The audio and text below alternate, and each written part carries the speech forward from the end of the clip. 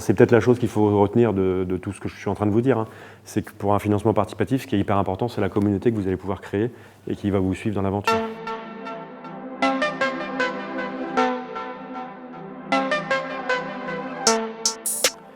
Bonjour, merci d'être venus nombreux. Donc on va parler aujourd'hui de crowdfunding et de réseaux sociaux pour ce café techno avec le SPN. Alors au programme, d'abord je vais vous expliquer, je vais vous refaire une définition de ce qu'est le crowdfunding, pour ceux qui ne connaîtraient pas le sujet. Il y en a peut-être dans l'assistance qui n'ont pas encore eu affaire au crowdfunding. Ensuite, on va voir quels sont les critères de succès pour réussir un bon crowdfunding. Et enfin, comment utiliser les réseaux sociaux pour augmenter ses chances de réussite dans le domaine du crowdfunding. Donc vous êtes filmé par mon collègue qui est au fond là-bas. Et l'idée, c'est que vous pourrez retrouver la conférence sur YouTube. Donc pas la peine de prendre des notes, vous pouvez juste m'écouter et puis vous retrouverez les détails sur YouTube très bientôt. Voilà, donc je vais commencer par me présenter. Donc je suis Benoît Dujardin de la société Momentum Production. Donc c'est une agence de marketing digital et de conseil en réseaux sociaux. Donc notre métier, c'est de vous aider à communiquer là où l'attention se porte. Et aujourd'hui, en 2019, l'attention se porte principalement sur ces petits objets et sur les réseaux sociaux notamment qui sont dans ces petits objets. Notre métier, c'est de vous aider à capter l'attention pour diffuser un message et enfin susciter de l'engagement, susciter l'adhésion de vos clients potentiels pour poursuivre vos aventures, rejoindre vos projets et participer à vos financements participatifs. Donc pourquoi je suis là? Parce que j'ai participé ces dernières années à la mise en place de 4 campagnes de financement participatif, donc 4 campagnes réussies en 2012, 2015, 2016 et 2017, pour un montant global collecté d'environ 60 000 €. Donc l'idée, c'est pas forcément de vous vendre du rêve sur des millions d'euros et les campagnes qui ont le mieux réussi dans l'histoire du financement participatif, mais plutôt de vous donner un retour de terrain sur ce qui peut se passer de concret quand on se lance dans une campagne de financement participatif, ce qu'on peut espérer et les choses qu'il faut essayer de ne pas rater pour être efficace dans sa campagne. Qu'est-ce que le crowdfunding? On va commencer par la définition. Alors la définition, je vous laisse la lire.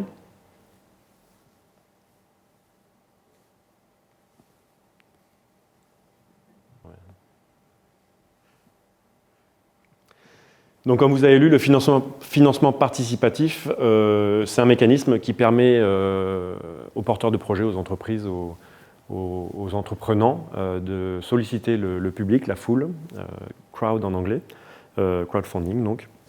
Ça permet de solliciter la foule pour financer un projet et de récolter des fonds à travers une plateforme. Alors on peut récolter des fonds en échange, sous différentes modalités. On peut demander des dons avec ou sans contrepartie. Donc une personne va mettre de l'argent et soit va vous donner cet argent pour aider votre projet, soit va vous donner cet argent en attente d'un produit, et ça correspondra plutôt à une prévente. Il peut y avoir aussi des prêts avec ou sans intérêt, et puis de l'entrée dans du capital. Mais aujourd'hui, on va plutôt parler de la partie don, parce que c'est celle que j'ai le plus pratiquée. Donc pour qui et pourquoi? Alors un financement participatif, ça ne sert pas à financer des besoins personnels. Vous n'allez pas faire un financement participatif parce que vous avez besoin de vous racheter une voiture, un ordinateur ou des choses comme ça. Il faut que ça soit lié à un projet que vous menez et pour lequel vous avez besoin de moyens et il faut que vous avez besoin que les gens vous aident à transformer une idée en réalité. Mais en tout cas, absolument pas pour des besoins personnels. Donc en général, pour les porteurs de projets, les créateurs d'entreprises, on va faire appel aux dons avec contrepartie et ou aux préventes. La très légère différence, c'est qu'une prévente, vous allez avoir le prix coûtant de l'objet. Un don avec contrepartie, vous aurez peut-être l'objet et peut-être le prix de l'objet plus un petit apport sous forme de don. Ça marche très bien, principalement dans le domaine de la musique, du spectacle, des films ou de la solidarité, tout le domaine social. Après, pour les startups, donc des dons avec contrepartie, des préventes, des emprunts et parfois aussi de l'entrée au capital. Encore une fois, c'est juste pour vous donner un état des lieux. Moi, je ne vais pas rentrer dans le détail de ces modes de financement. Je vais plutôt vous présenter les bonnes pratiques pour une campagne et comment utiliser les réseaux sociaux pour être encore plus performant. Puis les entreprises peuvent s'en servir aussi pour la prévente. Donc c'est l'occasion de faire un prototype d'un produit et d'essayer de le lancer sur le marché. C'est un bon moyen de vérifier l'adéquation entre votre produit et le marché, ce qu'on appelle en anglais le product market fit. Donc de vérifier qu'il y a de la demande pour votre produit. Vous faites un prototype, vous le mettez en financement participatif, et puis vous fixez un niveau de demande à partir duquel vous produirez vraiment le produit. Et puis si on n'atteint pas ce niveau de demande, si on n'atteint pas les 200, les 2000, les 20 000 ventes, eh ben vous n'êtes pas obligé de lancer le produit à la production, et donc vous allez économiser un produit qui n'aurait peut-être pas marché si vous l'aviez lancé sur le marché une fois fini. Alors les principales plateformes, je vous en ai mis 6, il y en a d'autres. Les françaises, KissKissBankBank, Ulule, Litchi qui est une plateforme plutôt pour du don, et puis Kickstarter, la plateforme américaine très connue, My Major Company, plutôt orientée dans le domaine de la musique, même si vous allez voir qu'on peut aussi faire d'autres projets, j'en ai un à vous présenter tout à l'heure sur My Major Company. Et puis ensuite de GoFundMe, qui est plutôt pour des causes sociales, c'est aidez-moi à financer un problème financier personnel, un problème de santé d'un membre de la famille. Voilà, c'est plutôt du soutien entre individus. Maintenant, plus intéressant pour vous, quels sont les critères de succès? Le premier critère de succès qu'on va aborder, c'est la préparation.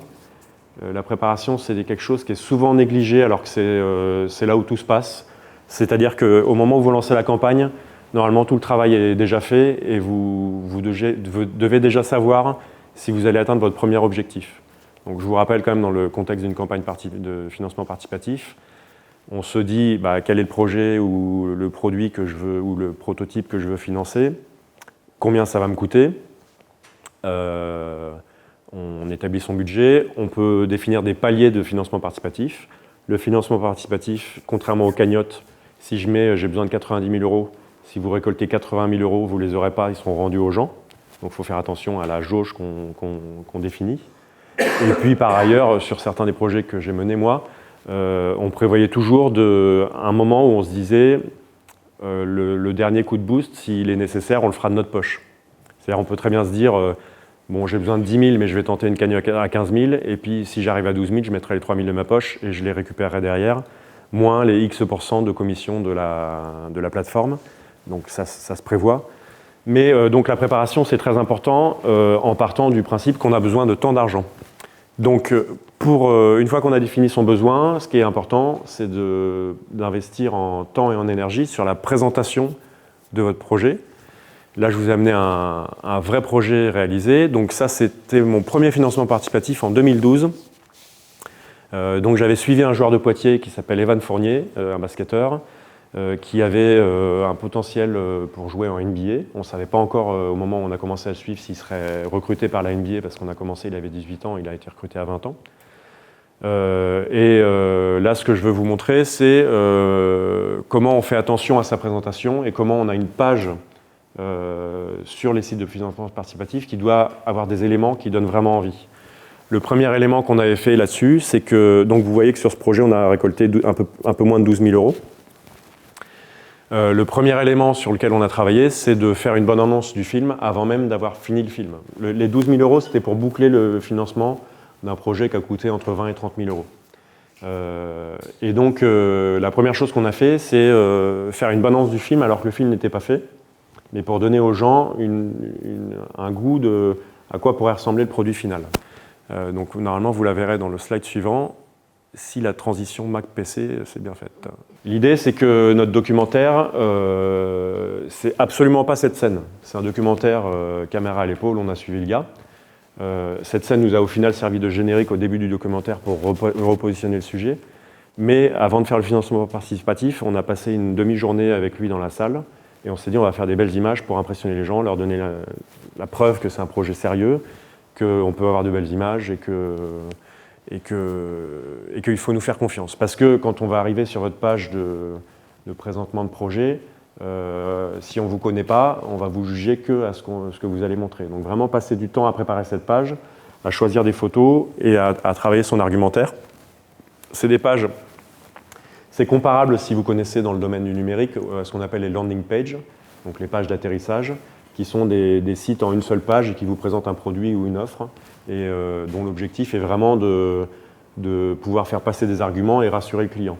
Donc typiquement sur ces projets-là, on a une présentation du projet d'abord, avec quelques photos de coulisses. Ensuite, vous allez voir sur la slide suivante que Evan Fournier était passé dans un article dans l'équipe.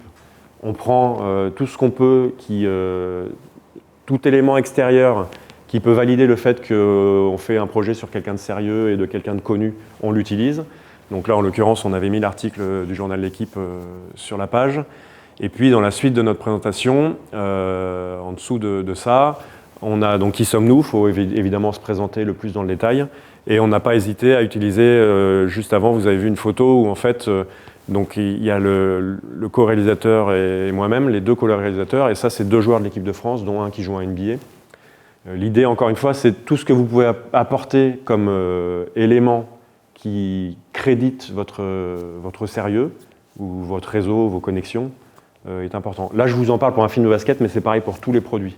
Si vous êtes une entreprise et qui veut lancer un nouveau produit, montrez les autres produits qui ont déjà été réalisés, donnez les noms des clients qui vous font déjà confiance, enfin des choses comme ça. Tout ce qui peut vraiment permettre aux gens de se dire, c'est pas juste quelqu'un dans son garage qui a une idée et qui va pas aller au bout, mais c'est quelqu'un qui a déjà fait des choses ou en qui on peut faire confiance.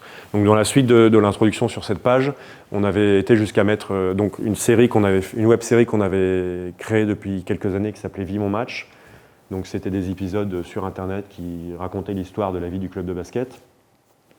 Le fait de mettre un épisode ici donnait aussi un avant-goût aux gens de ce qu'on est capable de réaliser en termes de réalisation audiovisuelle.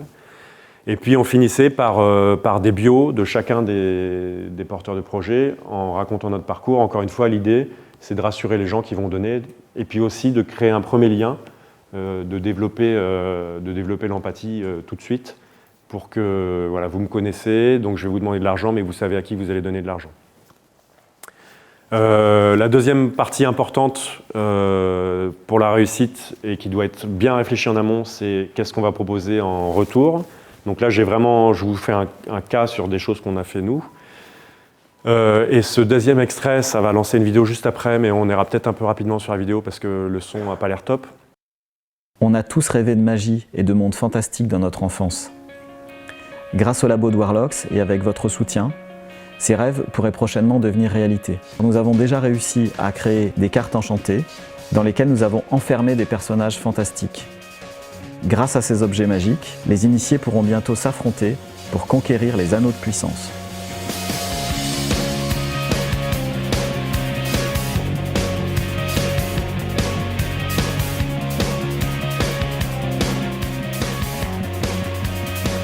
Lors des combats, chaque joueur dispose d'une équipe de 4 personnages, composée de chefs de clan, de guerriers ou de créatures fantastiques. L'objectif, c'est d'éliminer l'équipe de l'adversaire à l'aide de pouvoirs magiques qui sont eux aussi contenus dans des cartes. Mais attention, la magie ça ne fait pas tout, il faudra aussi être stratège dans la bonne combinaison des cartes d'attaque et de défense et également dans l'utilisation des cartes spéciales et des cartes légendaires.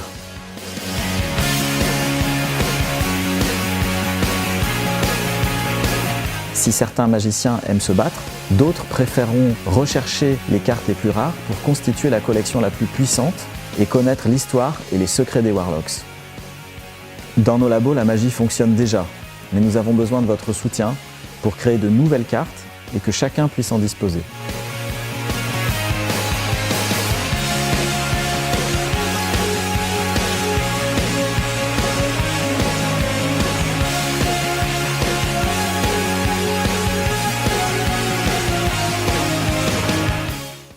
Donc ça, c'est un projet, en l'occurrence, c'est mon beau-frère qui avait un projet de jeu de cartes, jeu de rôle avec des cartes. Et les cartes, elles avaient la spécificité d'être en 3D. Vous voyez, c'est les vieux systèmes qu'on avait à l'époque. Ceux qui sont comme moi un peu plus âgés se souviennent, on voyait que 2 faces. Là, en l'occurrence, c'est des cartes avec 12 faces. Donc il y a vraiment une impression d'objet qui ressort de la carte. Donc il avait fait des prototypes. Et l'idée, encore une fois, vous voyez la vidéo, hein, c'est souvent les mêmes modèles de vidéos sur les campagnes de crowdfunding. On essaie de montrer un prototype du produit, de montrer les gens en train d'utiliser ce prototype, Et surtout, là, on avait bien fait attention à filmer ce produit. C'est très compliqué à prendre en photo, ces trucs-là, parce qu'en fait, en photo, on voit qu'un aplat des 12 faces. Donc l'idée, c'était vraiment de mettre la caméra et de pouvoir montrer le mouvement du personnage, qui est encore plus impressionnant en réalité, mais là, on était sur un support vidéo. Donc là, tu peux passer à la suite, on va montrer la page. Donc ça, c'était une campagne qui était sur My Major Company, donc comme vous voyez qu'on peut... Donc l'idée, c'était de financer le jeu de cartes, qui était composé d'une boîte, avec des cartes, avec un plateau, avec un scénario, une histoire, des pions à bouger.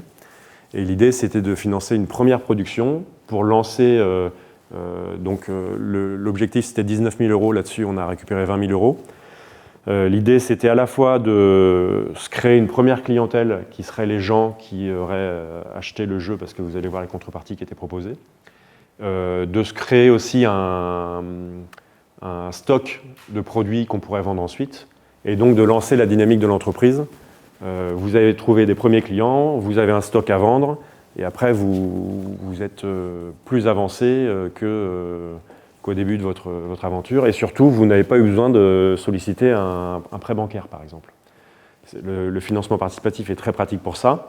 Si les banquiers ne croient pas en votre projet, ou si vous n'avez pas envie de faire un emprunt, parce qu'un emprunt, qui dit emprunt, dit remboursement, là, c'est de la prévente, donc ça veut dire je ne suis engagé que si j'atteins mon objectif, et donc au final, au pire, j'aurais juste vendu ce que les gens ont acheté, mais je n'aurais pas perdu d'argent. J'aurais peut-être passé du temps, mais pas perdu d'argent. Donc là, j'ai fait un focus sur les contreparties. Toujours penser à des contreparties à différents niveaux, parce que vous allez voir tout à l'heure, les gens qu'on va solliciter en premier, notamment l'entourage, ont différentes capacités de financement. Donc avoir une première contrepartie pas chère, contre rien du tout, mais pour permettre à vos amis de dire tiens, je vais mettre 5 €, ça lui fera plaisir. Et puis monter petit à petit dans ce qu'on propose dans les contreparties. Donc la première ici, c'était un paquet de 8 cartes, donc 8 cartes 3D comme vous avez vu tout à l'heure. Ensuite, pour 20 €, vous aviez 2 paquets. Pour 50 €, vous aviez un peu plus. Pour 100 €, vous aviez... il y avait contrepartie présente plus un coup de fil de remerciement du créateur du jeu et une carte légendaire. Ce qui est intéressant, c'est qu'on peut mettre des choses personnelles qui ne sont pas forcément palpables. C'est une valeur qui n'est pas forcément commercialement valorisable, mais qui humainement est très forte. Donc moi, sur le DVD que vous avez vu juste avant, il y avait, vous serez dans le générique de fin, vous serez sur la couverture la face arrière du boîtier du DVD, des choses comme ça, qui pour certaines personnes, ils sont contents parce qu'ils auront l'objet, il y aura leur nom dessus, ils auront vraiment le sentiment d'appartenir à une aventure. Et dans les contreparties suivantes, on avait même, on est allé jusqu'à la personnalisation de cartes, où vous pouviez avoir un monstre qui porterait votre nom, et vous allez choisir le nom d'un des monstres. C'était des histoires d'orques et tout ça, c'est pour ça que je parle de monstres. Vous alliez pouvoir avoir un orque qui porte votre nom, et donc une carte personnalisée à votre nom, ou un nom un peu... moi je m'appelle Benoît, ça aurait été Benorque par exemple, enfin un nom customisé dans cet univers. Et là c'est pareil, on va taper donc dans des gens qui ont un peu plus d'argent, et qui vont peut-être être fiers d'avoir leur personnage dans le jeu, et de pouvoir dire à leurs potes, t'as vu, il y a un jeu, j'ai mon personnage dedans. En fait, l'idée, c'est sur toutes les propositions que vous pouvez faire, d'essayer de trouver des niveaux différents de dons pour pouvoir s'adresser à toutes les bourses. Sur certains produits, il y a aussi des gens qui font des packages où en fait, vous en avez deux, vous avez 2 produits, 3 produits plus le produit bonus avec tel truc qui va ensuite. Voilà, vous pouvez imaginer tout type de packaging.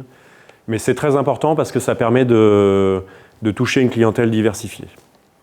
Après, ce qui est aussi très important dans le crowdfunding, j'en ai parlé un peu tout à l'heure, c'est que vous n'allez récolter que les sous si vous atteignez le premier palier que vous êtes fixé. Donc c'est intéressant de faire une stratégie de communication par palier. Vous fixez un premier palier qui vous semble vraiment accessible. Alors il faut qu'il soit à la fois accessible et à la fois qu'il vous serve à quelque chose. C'est-à-dire que mettre en place un palier à 1 000 € par exemple, dans ce cas, il ne faut pas faire de crowdfunding et puis vous demandez à des amis de vous aider ou vous trouvez un autre moyen de récupérer des sous. Le premier palier, il doit être quand même sur un montant qui est significatif pour vous. Donc pour des choses très associatives, je dirais que le minimum c'est 3 000 €. Pour des projets plus d'entreprise, on va être minimum à 5 ou 10 000 € le premier palier. Après, donc, c'est important de bien faire ses calculs et de bien réfléchir à sa clientèle potentielle, son entourage qui peut nous aider, dont je parlerai juste après, pour mettre au juste niveau ce premier palier, prévoir, comme je vous le disais tout à l'heure, que si jamais on est à 1 ou 2 milliers d'euros de ce palier, on est capable de mettre l'argent dedans, parce que ça serait dommage de... Encore une fois, si je mets 2 000 euros dedans, je vais récupérer 2 000 euros ou un 8%, mais j'aurais récupéré tous les autres dons aussi. Donc voilà, se poser la question de comment on franchit le palier si jamais ça ne marche pas. Et après, se poser la question aussi de si jamais ça marche, comment je mets des paliers supérieurs pour donner envie aux gens de donner encore plus. Parce que si vous mettez un palier à 10 000 euros et que c'est atteint, il y a des gens qui vont se dire « Ok, ils ont financé leur truc, leur produit sortira dans le commerce dans quelques mois, moi je ne vais pas m'emmerder, je vais attendre que ça sorte dans le commerce. » En fait, vous, votre objectif, c'est quand même de faire augmenter. Donc ce qu'on peut faire dans les paliers, c'est de dire sur un film, sur un produit, moi j'ai acheté un vélo récemment sur Kickstarter, si les paliers augmentaient, on avait le porte-bagages qui allait se rajouter gratuitement pour ceux qui ont donné de l'argent. C'est aussi une incentive pour transformer les clients qui vous suivent en ambassadeurs pour vous et pour dire vas-y pote, achète-toi aussi le vélo, parce qu'en fait plus on sera nombreux à l'acheter, plus il y aura de customisation. Le vélo que j'ai acheté, c'est un vélo électrique dont je suis hyper content et qui a fait une levée de fonds globale. Je voulais pas trop vous emmener sur des sujets comme ça parce qu'après mais je crois que c'est 10 millions de dollars de vente de vélos à travers le monde. Donc sur certains projets, ça peut vraiment provoquer une explosion énorme. Moi, je préférais vous témoigner aujourd'hui de projets réels que j'ai vécus et dont j'ai touché les sous. Donc la stratégie de palier, j'en ai parlé rapidement, on ne va pas rentrer dans les détails. Et une chose importante aussi dans les critères pour développer la confiance des gens qui vont donner des sous, on s'est présenté, on a donné des gages de notre sérieux et on va aussi expliquer comment utiliser l'argent. Pour dire, je ne vous prends pas de l'argent juste pour me faire plaisir, c'est l'argent, on va avoir besoin de temps en com, de temps en achat des produits qu'on va vous livrer. La gestion, voilà, ça peut être décomposé en autant d'enveloppes que vous voulez. Moi, ce que je conseille, c'est de ne pas faire de trucs trop détaillés. Vous n'allez pas faire un budget comme pour un banquier. Mais par contre, des grandes enveloppes pour que les gens se réalisent, notamment qu'il y a certains frais auxquels ils n'avaient pas pensé. Nous, sur le DVD du joueur de basket, il y avait les frais de postaux. C'est très bête, mais pouvoir leur quantifier qu'au final, on risquait de se retrouver avec 1000 ou 1500 euros de frais postaux juste pour envoyer les DVD, quoi. Donc voilà pour les critères de succès. Et puis vous voyez, donc j'avais remis la slide, mais effectivement, vous voyez, hop, non, c'était juste, je vais y arriver, hop, ici, que sur ce projet-là, 19 000 euros, pour quelqu'un qui se lance et que c'est autant d'argent à ne pas emprunter à une banque, ça peut quand même être intéressant sur un projet perso. Après, je ne sais pas dans quel type de structure vous travaillez. Si vous êtes dans une boîte qui fait 500 000 euros de chiffre d'affaires, ça vous paraît peut-être moins important. Mais même pour les grosses boîtes, ça peut être un moyen de ne pas prendre de risques financiers sur des produits qu'on voudrait tester. Donc voilà pour une présentation assez rapide de ces premiers points de succès. Le point suivant, c'est la mobilisation de son réseau. Alors là, je vais plutôt en faire une présentation pour des projets plus personnels. Mais vous pouvez après vous imaginer comment ça peut marcher pour des projets plus professionnels. Donc on va d'abord se concentrer sur la famille proche. On est toujours dans la phase de préparation. Vous ne le voyez pas parce que c'est un peu trop contrasté l'écran, mais en haut il y a marqué préparation. Tu confirmes, hein ? Oui. Ouais. Donc on est toujours dans la phase de préparation. Avant de lancer son crowdfunding, donc on a préparé tout ce que je viens de vous montrer, on sait quels vont être les lots, on sait comment on va se présenter, et on prévient déjà ses proches et on essaie déjà de se faire une liste de premiers acheteurs qu'on va pouvoir activer dès le lancement de la campagne. Ça, c'est hyper important. Beaucoup de gens se disent « Ok, on va faire une belle page, on va la mettre et puis ça va marcher ». Ça ne marchera pas, quelle que soit la plateforme. Ce que je ne vous ai pas dit tout à l'heure aussi sur la présentation des plateformes, c'est qu'à mon sens, il y a des petites différences entre les plateformes, mais à mon sens, on s'en fout de la plateforme. Ce qui va être important, c'est votre stratégie pour communiquer et faire connaître votre projet. Parce que les plateformes, elles ont beaucoup d'offres sur des sujets très très différents. Donc, à part peut-être My Major Company si vous êtes musicien, parce que là on est vraiment dans une thématique, mais les autres, ça traite de sujets tellement différents qu'il y a peu de chances que vous récupériez des clients juste parce que c'est des gens qui se baladent sur la plateforme et qui tombent sur votre projet. Donc, on mobilise d'abord les proches, et ça c'est un peu dans la phase aussi de budget de départ, de dire combien je vais demander. on peut déjà demander dans sa famille, tiens, tu serais capable de me donner combien? Et puis se dire, bah, je pense que je vais récupérer 1 000 € de la famille. Quand je dis la famille proche, c'est les parents, les enfants, et puis ça s'arrête à peu près là. Ensuite, amis proches et famille éloignée, entre guillemets, ça veut dire les oncles, les tantes, les cousins, et puis les amis proches, bah, ça vous saurez les identifier vous-même. C'est mon deuxième cercle, et là aussi je vais essayer de voir est-ce qu'eux ils sont prêts à me suivre, et il faut vraiment quasiment faire un prévisionnel. Alors on ne demande pas aux gens de s'engager, mais on peut poser la question dans un repas tranquillement. Mais voilà, faire connaître son projet, essayer de savoir si les gens vont être prêts à vous aider. La meilleure façon de le savoir, c'est de présenter son projet sans rien leur demander, parce que naturellement, normalement, s'ils ont envie de vous aider, ils vont vous le dire. Et puis là, vous posez la question, ah bah d'accord, mais toi tu mettrais combien si tu devais mettre quelque chose? C'est comme ça qu'on fait l'étude. Je vous dis ça parce que dans le commerce, de façon générale, être en situation de demande ou de mendier, c'est le meilleur moyen pour faire fuir les gens. Et le troisième cercle, bah, c'est les collègues, les connaissances, voilà, des gens qui sont dans votre réseau. Et là, donc, la chose dont je parle là, c'est d'être prêt à les solliciter financièrement, mais aussi en amont, juste de les informer avant de lancer votre financement participatif. Peut-être même de leur dire, tiens, qu'est-ce que tu penses de ma page de présentation? Quand vous allez sur une plateforme, ils vous posent des questions déjà pour vérifier si vous êtes des gens sérieux, et après, ils vous donnent la possibilité de créer votre page avant qu'elle soit publique. Une bonne façon d'impliquer les gens, c'est de leur dire, tiens, est-ce que tu serais d'accord de me relire ma page de présentation? J'ai un projet, je voudrais ton avis. C'est une meilleure façon de demander à quelqu'un de vous donner des sous que de lui demander des sous, justement. Donne-moi ton avis sur le projet, et là, vous lui tendez la perche pour dire, bah oui, c'est super, et puis je vais t'aider. Dans 2 minutes, je vais avoir besoin d'un verre d'eau parce que je parle beaucoup. Et puis ensuite, là, il n'y a pas de slide là-dessus parce que je vais donner une étude de cas tout à l'heure, plus détaillée, et très détaillée si vous le voulez, où je vais vous expliquer les mécanismes, les bonnes pratiques pour avoir des résultats efficaces sur les réseaux sociaux. Mais vous pouvez utiliser votre projet avant de le sortir sur la plateforme. Vous pouvez déjà commencer à raconter, faire un storytelling personnel, ou pendant plusieurs semaines, sur les différents réseaux sociaux sur lesquels vous êtes actif, de dire que vous avez un projet, que vous y réfléchissez, que vous y travaillez, que c'est dans tel domaine. Voilà. Tant que vous n'êtes pas sur une invention unique au monde qui pourrait être copiée, n'hésitez pas à en parler.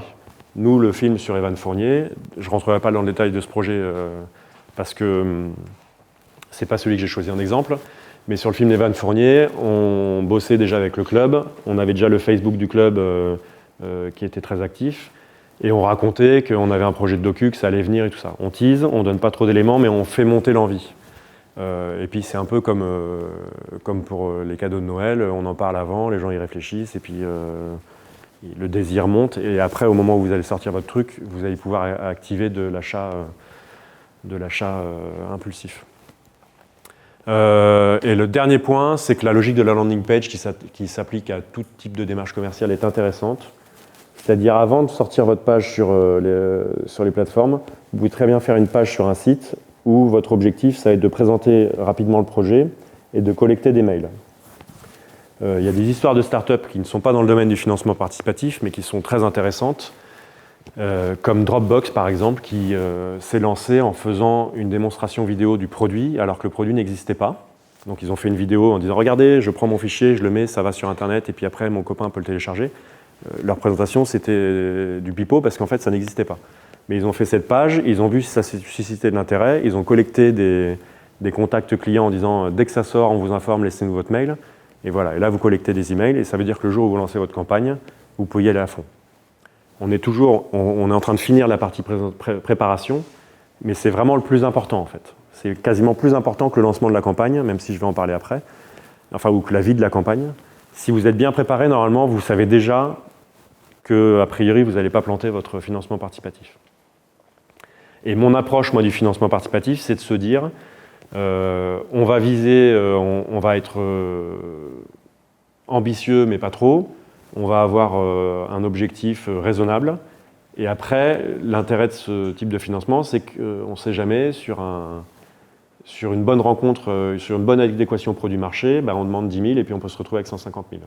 Ça ne m'est pas encore arrivé pour l'instant, mais c'est cette approche que j'ai, et pas l'inverse. Pas de se dire, OK, j'ai un projet, 150 000, on y va.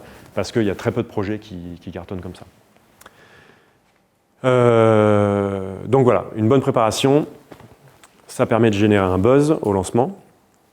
Il faut savoir que si dans les 3 premiers jours, vous n'avez pas fait 40% de l'objectif que vous êtes fixé, c'est que votre campagne est mal barrée. Tout à l'heure, je vais vous montrer un exemple d'une entreprise que j'ai accompagnée qui faisait des soutiens-gorge avec cachette secrète. Donc un soutien-gorge où on a une petite fermeture éclair ici, et puis on peut discrètement faire comme ça, hop, et puis mettre sa carte bleue ou des choses comme ça. L'objectif, c'était pour permettre aux femmes, soit aux jeunes femmes d'aller en boîte de nuit et tout, et de ne pas se tramaler le sac dans tous les sens, soit les femmes qui voyagent, par exemple, d'avoir les objets les plus importants bien planqués et bien près du corps, et discrets, et tout en ayant des soutiens-gorge esthétiques. Et une des choses que je leur avais conseillé, c'était débrouillez-vous pour avoir prévendu tous vos soutiens-gorge, enfin avoir des promesses d'achat avant de lancer la campagne de financement participatif. Pourquoi? Parce que si, le jour où vous lancez, vous êtes capable de dire projet financé en 12 heures, parce qu'en fait vous avez eu 2 mois de travail juste avant et que vous aviez préparé tout le monde et vous activez tout le monde en même temps, et ben après là vous pouvez communiquer sur regardez ce projet que tout le monde adore, même si c'est un petit peu biaisé. Mais c'est quand même une bonne approche, alors que si vous allez arriver sur une page de financement participatif, un projet qui a dit qu'il allait se financer sur 30 jours et qu'au bout de 10 jours il n'y a que 20% de financé, vous allez vous dire en tant qu'investisseur potentiel, même si le produit vous intéresse, ça n'a pas trop de chances de marcher, donc je ne vais pas y aller. Donc très important d'être hyper actif sur le début. Donc la deuxième partie après la préparation, la deuxième partie importante, c'est l'exécution. Je suis allé assez rapidement là-dessus parce que si on s'est bien préparé, après on a juste à dérouler. Il y a l'animation de la page, on donne des news au fur et à mesure du financement pour faire vivre la communauté. La communication, ça on va revenir dessus juste dans la slide suivante. Donc faire des relations publiques et surtout dans la slide suivante, je vais vous montrer comment on a pu rebondir sur une opportunité qui s'est présentée et qu'on n'avait pas identifiée. Et comment on peut rebondir et là voilà, réagir à des événements qu'on n'a pas prévus, qui sont positifs et qu'on veut rendre exponentiels. Et la troisième chose qui est importante, c'est l'activation des clients pour les transformer en ambassadeurs. Quand vous recevez des dons, la bonne idée, ce serait de répondre à chaque personne qui a donné par un mail personnalisé en disant « Merci Michel pour ton soutien, ça va beaucoup nous aider. » Enfin voilà. Et ça, je parle d'un message personnalisé, c'est-à-dire que potentiellement, vous ne faites même pas de maquette de message. À chaque fois, vous le faites. Si c'est votre oncle, ça fait plaisir d'avoir un tonton qui croit dans mon projet. Si c'est un ami, voilà. Si c'est quelqu'un que vous ne connaissez pas, vous essayez de lui donner une réponse vraiment personnelle. C'est dans le monde des startups, on parle de faire ce qui n'est pas scalable, donc de faire des choses qu'une grosse entreprise ne pourrait pas faire avec 1 million de clients, mais vous, en l'occurrence, au début, vous aurez 15 clients, donc vous pouvez faire un message personnalisé pour les 15. Et le message personnalisé, il a vachement plus d'impact qu'un mail générique qui dit « Merci, on a reçu votre don ». Donc, Eye the Moon, voilà, c'est ça le soutien-gorge dont je vous ai parlé, ça c'était le premier modèle, un peu vintage, et ils ont depuis fait un deuxième modèle qu'on verra tout à l'heure. On va rester sur cette page. On avait fait une vidéo de présentation, comme vous avez vu pour mes autres projets. Donc encore une fois, c'était une vidéo qui expliquait... alors, la vidéo, c'est pas obligé que ça soit un truc hollywoodien avec la qualité la plus folle du monde. Il faut qu'elle passe bien votre message. Donc là, je vous invite à chercher sur YouTube, par exemple, des formations ou des conseils sur comment on pitch. Mais l'idée, c'est qu'on comprenne rapidement ce que vous allez vendre, on comprenne rapidement les avantages produits et qu'on ait le côté « Ah, c'est sympa, j'ai envie d'acheter ». Donc pour Eye the Moon, c'est le nom de cette société qui existe encore. On avait fait une première vidéo et un jour, on a remarqué qu'il y avait un trafic anormal sur la page Facebook d'Eye the Moon et sur la page Ulule qui présentait le projet. Et donc, en faisant 2-3 recherches, on s'est rendu compte que Diffoul sur Skyrock avait pris la vidéo. Donc ça, il a ripé notre vidéo, enfin, il a piraté notre vidéo, il l'a mise sur sa page Facebook. Donc ça nous a surpris. Et vous constatez le petit chiffre qui est là, qui est assez sympa. Hop, c'est que en fait, très rapidement, elle a fait beaucoup de vues, et en l'occurrence, là, c'est une capture qui date d'hier, elle a fait 360 000 vues. Donc là-dessus, il y a deux façons d'aborder le problème. Ah merde, c'est pas sur notre page, on nous a piqué notre vidéo.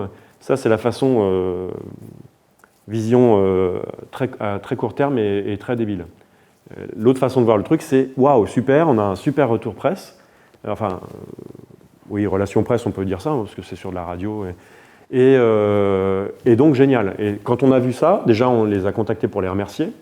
On les a quand même remerciés de nous avoir piqué notre vidéo, mais vous comprenez bien que pour le projet, c'était vachement intéressant.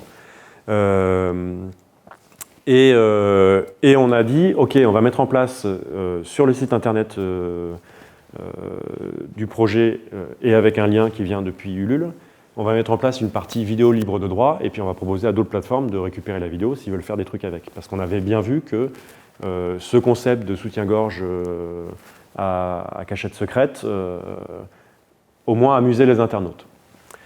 Et on a fait ça et on a été repris par, c'est la slide suivante, par Démotivateur, vous devez connaître. Et là, ce qui est intéressant, c'est que c'est plus un K après le chiffre, c'est un M.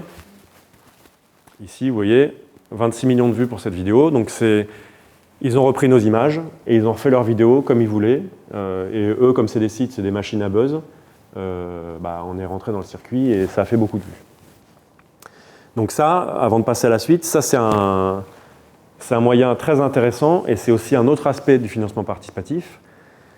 Donc l'aspect 1, c'est que ça permet d'avoir de l'argent. L'aspect 2, c'est que ça permet de se faire une base de clients. Et l'aspect 3, c'est que c'est un vrai outil de communication aussi, si c'est réussi et s'il y a de l'enjeu. En l'occurrence, sur ce crowdfunding, vous allez voir qu'on a été un peu déçus par la conversion qui s'est faite entre la visibilité et l'achat de produits. Tu peux passer à la slide suivante.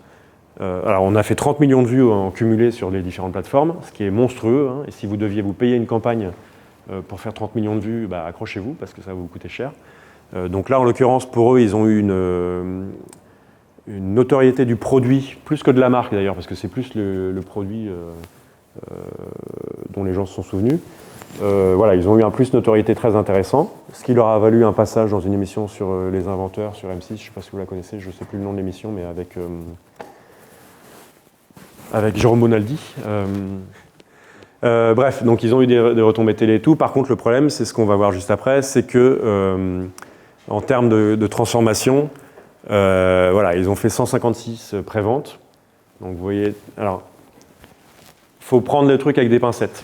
Les 30 millions de vues sur les réseaux sociaux, ça aboutit à peu près 20 000 vues sur la page Ulule du projet.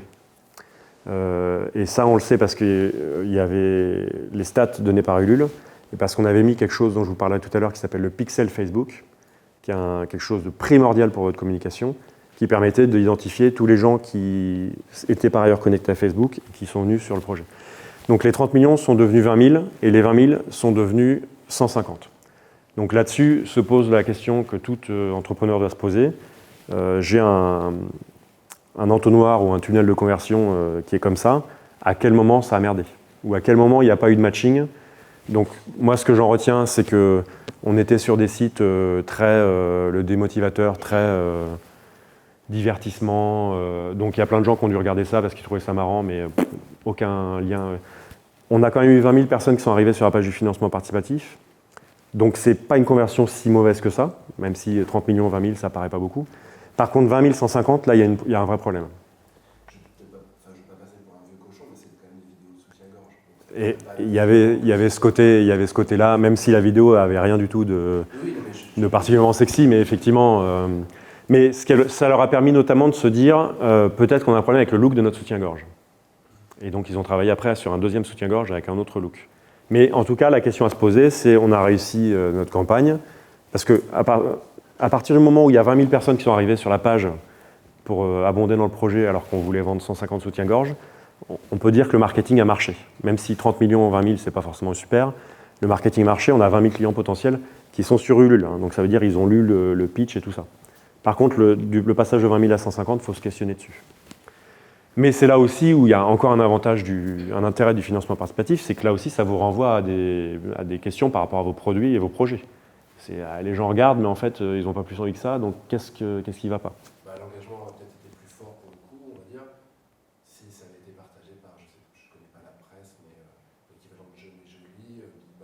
Alors, ça a été notamment partagé par certaines publications comme ça, plutôt des réseaux sociaux dont je ne sais plus les noms parce que je ne suis pas forcément lecteur de ces réseaux sociaux-là, mais ils ont une clientèle moindre.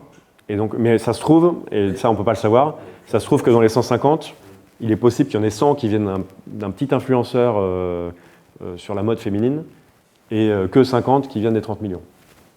Toujours est-il qu'il y a quand même un effet de marque qui peut ouvrir des portes et qui peut aider notamment quand on va aller dans une deuxième démarche vers un banquier pour se développer.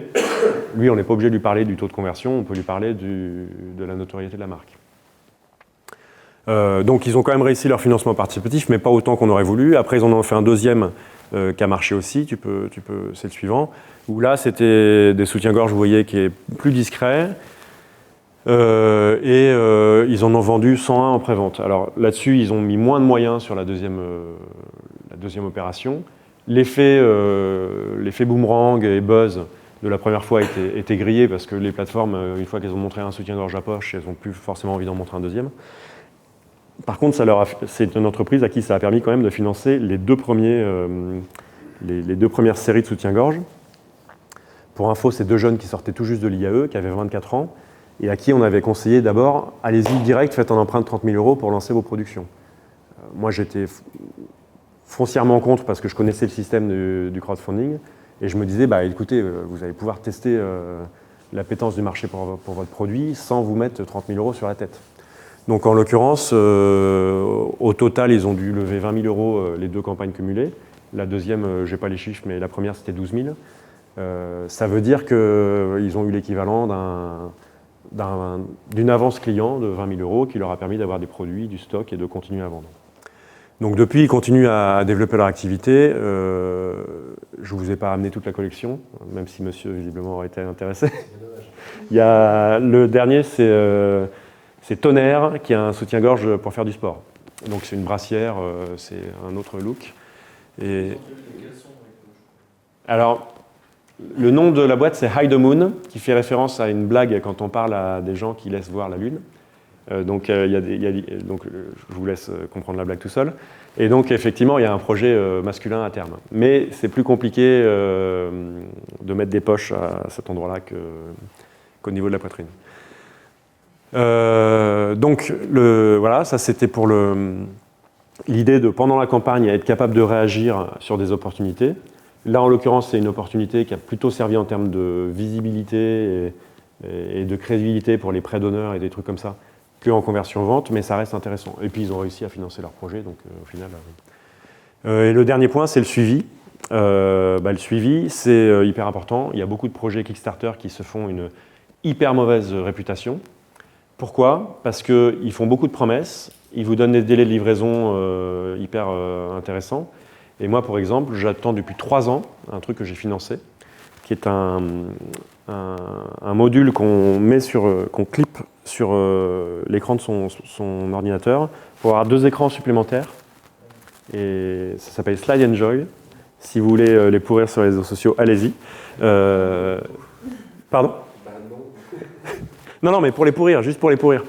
Ouais, non, pour les pourrir, pas pour acheter. Et en fait, eux, ils ont fait l'erreur de faire une surpromesse, de ne pas être capable d'assumer la promesse derrière. Et donc, ça crée un bad buzz horrible. Par contre, ils ont levé plein de sous, mais ils ont des clients potentiels qui les harcèlent depuis des années parce qu'ils n'ont pas délivré derrière. Donc, il y a la notion de... À bientôt. Il y a la notion de respect des délais, d'information des clients en toute transparence. Il vaut mieux dire à quelqu'un, parce qu'en plus, on peut dire les amis et tout ça, parce que c'est une communauté qui vous soutient. Ça dépend du statut que vous avez. Hein. Si vous êtes un gros groupe et qui lance un nouveau produit, vous ne pouvez pas dire les amis. Mais si vous êtes plutôt à des projets à taille humaine où vous vous lancez, voilà, on peut se parler de façon plus directe et plus amicale, on va dire. Et dans ce cas-là, mais dites-le quand vous avez des problèmes et prévenez les gens. Faites pas ce que fait la SNCF. Vous faites tout l'inverse de la SNCF et ça marchera. Okay ? Non, mais l'idée, c'est voilà, avoir une communication transparente et donner beaucoup de feedback. Et donner aussi, informer les clients, on en est là, regardez, les prototypes sortent de l'usine, les machins, les bidules. Hide the Moon, en l'occurrence, ils ont dû avoir 2 mois de retard, ce qui est à peu près classique hein, dans une démarche de financement participatif. Ça veut dire que les gens étaient pendant 2 mois sans soutien-gorge. Voilà. Et ça a fait des émeutes dans les rues, c'était terrible. Ils ont eu 2 mois de retard, mais comme ils ont prévenu leurs clients et clientes, parce qu'il y a eu des garçons qui ont fait des cadeaux sympas pour leur chérie, comme ils les ont informés au fur et à mesure, il n'y a pas eu de scandale et les gens acceptent d'attendre. Mais il faut communiquer. Quand le train ne va pas partir, il faut le dire, parce que sinon on ne peut pas s'organiser. Alors, depuis 3 ans, non, mais eux, ils ont un autre problème, c'est que ils n'ont pas su. Enfin, c'est l'impression que j'en ai de l'extérieur, parce que visiblement, quand même, ils disent encore qu'ils vont livrer leur truc. Ils n'ont pas su accepter de dire on fait une première version de notre truc et on livre ça. Et nous, c'est tout ce qu'on demande en tant que client. Et c'est l'exemple que je prends souvent. Moi, j'achète des iPhones.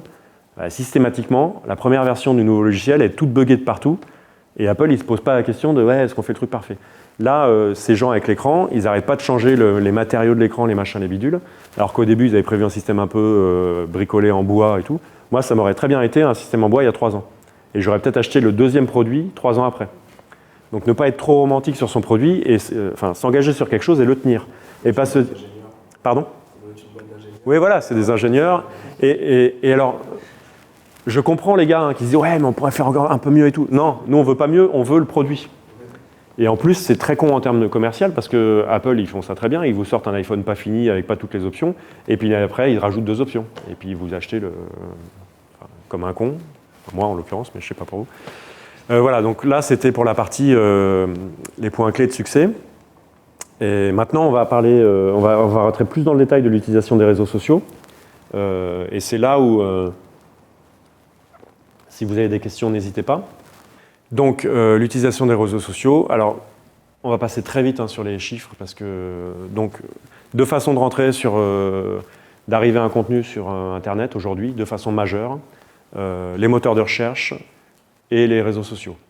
Il y a encore des gens qui font des adresses directes sur les sites l'équipe.fr, vous savez taper, mais connaissez-vous par cœur l'adresse de la CCI, l'adresse du site web de la CCI ici ? Pas sûr. Donc, soit vous arrivez par le référencement, et si vous arrivez par le référencement, vous arrivez par Google, parce qu'en France, il y a 90% du marché. Soit vous arrivez par les réseaux sociaux, et là je vais vous présenter rapidement les réseaux sociaux en 2019. Donc YouTube, qu'on considère comme un réseau social, qui est le petit frère de Google, qui appartient au groupe Alphabet. YouTube est le 2e moteur de recherche au monde, en fait. Parce que beaucoup de recherches se font sur Google, mais beaucoup de recherches se font aussi... Donc 46 millions d'utilisateurs actifs mensuels en France. Donc les gens qui vous disent oui, mais non, Internet, machin, il y en a encore. Internet, les gens n'utilisent pas et tout. Bah si, plus de la moitié des Français utilisent YouTube tous les mois. Vous allez voir les chiffres suivants qui vont peut-être aussi vous surprendre. 35 millions, donc là, un Français sur 2 utilise Facebook. Je suis désolé, c'était les chiffres de la Vienne, mais je pourrais regarder en Charente. Mais on peut imaginer que 60 à 70% de la population locale utilise Facebook. Et vous seriez surpris de voir le nombre de grands-mères qui vont sur Facebook pour jouer au Scrabble ou à des trucs comme ça. Parce qu'il y a des jeux de Scrabble sur Facebook. Instagram, donc c'est un réseau aussi qui est en pleine bourre et sur lequel il y a des opportunités parce qu'il est moins saturé que Facebook. Facebook aujourd'hui, ça s'adresse vraiment à tous les types de... Je vais parler de démo, c'est démographie, enfin cible démographique. Donc c'est une démo Facebook très large. Instagram, c'est une démo un peu plus jeune, c'est on va dire 15-30 ans, avec une majorité plutôt entre 18 et 24. Ensuite, vous avez Snapchat. Tout le monde connaît ou pas Snapchat? Ouais, c'est messagerie instantanée, qui est aussi très utilisé. On en parle moins qu'Instagram, mais il y a quand même 13 millions d'utilisateurs. C'est à peu près la même démo qu'Instagram. Twitter, qui est moins utilisé que Snapchat, donc beaucoup de gens Twitter. Twitter, c'est dans le monde professionnel intéressant, dans le monde de la relation presse très intéressant, mais pour le grand public, c'est vraiment un réseau social très très moyen par rapport à ceux que j'ai cités précédemment. Et un que vous connaissez peut-être pas, qui s'appelle Twitch, c'est, je vais vraiment résumer, mais c'est l'équivalent de YouTube pour du gaming. C'est une plateforme qui permet de, et puis d'ailleurs il n'y a pas que du gaming, mais qui permet de diffuser en streaming des vidéos. Et donc il y a des choses qui ressemblent à YouTube et d'autres qui sont propres à Twitch. Il y a, pardon ? Et c'est en live, voilà. Mais on peut aussi regarder en replay. Ouais. Mais il y a cette notion de live qui est très importante chez eux. Et le Ninja, qui est un des grands joueurs de jeux vidéo sur Twitch, avait 480 millions de vues. Donc vous voyez que ça commence à être des choses. Donc Twitch, peut-être que vous n'en avez pas entendu parler ou pas trop, mais en fait, c'est vraiment quelque chose qui se développe, notamment avec tous les jeux qui cartonnent en ce moment. Et donc on peut aller sur Twitch et regarder des gens jouer à un jeu vidéo. Alors, au début, ça surprend, mais en fait, quand on y va, c'est pas si désagréable que ça. En plus, la personne raconte son jeu et tout. Enfin, c'est un mode de divertissement qu'on ne connaissait pas par le passé, mais qui a sa place. Et puis ensuite, deux plateformes à ne pas négliger. TikTok, c'est plutôt pour se projeter sur l'avenir. Donc TikTok, c'est une plateforme où, en fait, une des options, par exemple, c'est qu'il y a une chanson, vous allez faire du lip dub, donc vous allez faire semblant de chanter la chanson. Elle va être au ralenti pour pas que vous ratiez les paroles, et puis après, elle sera, quand vous filmez, et puis après, elle sera diffusée en temps réel, et donc on aura l'impression que vous chantez bien sur les paroles. Pareil pour de la danse, vous pouvez faire des trucs de danse, et puis ça devient... c'est quelque chose qui va aller, à mon avis, se frotter à Instagram assez rapidement. TikTok, pour l'instant, c'est plutôt une cible très jeune, 13-18, on va dire, même parfois moins que 13. Mais toutes ces plateformes vieillissent avec leurs utilisateurs. Quand j'étais à la fac, on lisait tous nos mails. Aujourd'hui, quand je parle avec des étudiants, ils lisent, les mails pour eux, c'est juste pour recevoir justement des mails de la fac ou des impôts ou je ne sais pas qui. Facebook, au début, il n'y avait que des jeunes, et puis maintenant, il y a les parents et les grands-parents. Instagram, les parents sont en train d'arriver, donc les jeunes sont en train de se barrer sur d'autres plateformes. Donc toutes les plateformes vieillissent. Ça veut dire qu'aujourd'hui, si vous voulez être un peu vigilant et attentif aux réseaux sociaux, il faut s'intéresser même aux plateformes qui vous paraissent un peu débiles parce que c'est pour les 13 ans. Mais en fait, ces 13 ans, ils vont vieillir et ça va devenir vos clients potentiellement. Et LinkedIn, alors pourquoi c'est intéressant ? Bon, LinkedIn, vous connaissez. Ce qui est intéressant aujourd'hui sur LinkedIn, c'est que l'algorithme qui décide s'il montre vos publications ou pas est beaucoup moins sévère que l'algorithme de Facebook notamment, qui a beaucoup resserré les boulons, et si vous avez des pages Facebook, vous avez dû remarquer que votre trafic s'est effondré. Alors pourquoi Facebook a serré les boulons ? Parce qu'il veut rester un réseau social où les gens ont l'impression de voir leurs amis et pas que des marques qui leur vendent des choses. Donc ils ont diminué ce qu'on appelle le reach, donc le nombre de gens qu'on peut atteindre, la portée, voilà, pardon. Ils ont diminué par algorithme la portée, et ils ont dit voilà, les pages maintenant, donc le profil c'est moi, page c'est plutôt une structure, les pages on va moins les montrer. Donc ça s'est effondré. L'intérêt sur LinkedIn, c'est pour l'instant, on a encore beaucoup de portée organique. Quand on parle de portée organique, c'est je fais un post, je le paye pas pour qu'il soit visible, et il est vu par pas mal de monde. Il faut qu'il y ait de l'interaction et qu'il soit beaucoup liké. Alors moi j'ai fait des tests là-dessus. Ouais. Il faut qu'il soit commenté en fait. Il faut qu'il soit commenté rapidement dans les 5 heures qui suivent. Ouais. Alors là-dessus, moi je vais... Et là ça atteint 1200 personnes par exemple, au bon niveau. Alors que sinon, s'il y a un commentaire, ça atteint 30 personnes. Ouais. Mais alors ça, c'est un truc qu'il faut savoir de façon générale sur tous les réseaux sociaux. Il faut toujours qu'il y ait un appel à l'action à la fin de votre message. Et moi, j'ai fait un test la semaine dernière. J'avais fait une photo de profil. J'hésitais sur ma photo de profil sur LinkedIn. Voilà, donc soutien-gorge, je n'ai pas essayé parce que je suis beaucoup trop athlétique et tout ça. Je n'ai pas encore assez de seins, mais ça vient. J'ai pris une photo de moi avec une veste comme ça. Je l'ai mis en 2 couleurs et j'ai dit, selon vous, laquelle des 2 couleurs me va le mieux ? C'est très très con, hein, mais c'était un test pour voir l'engagement.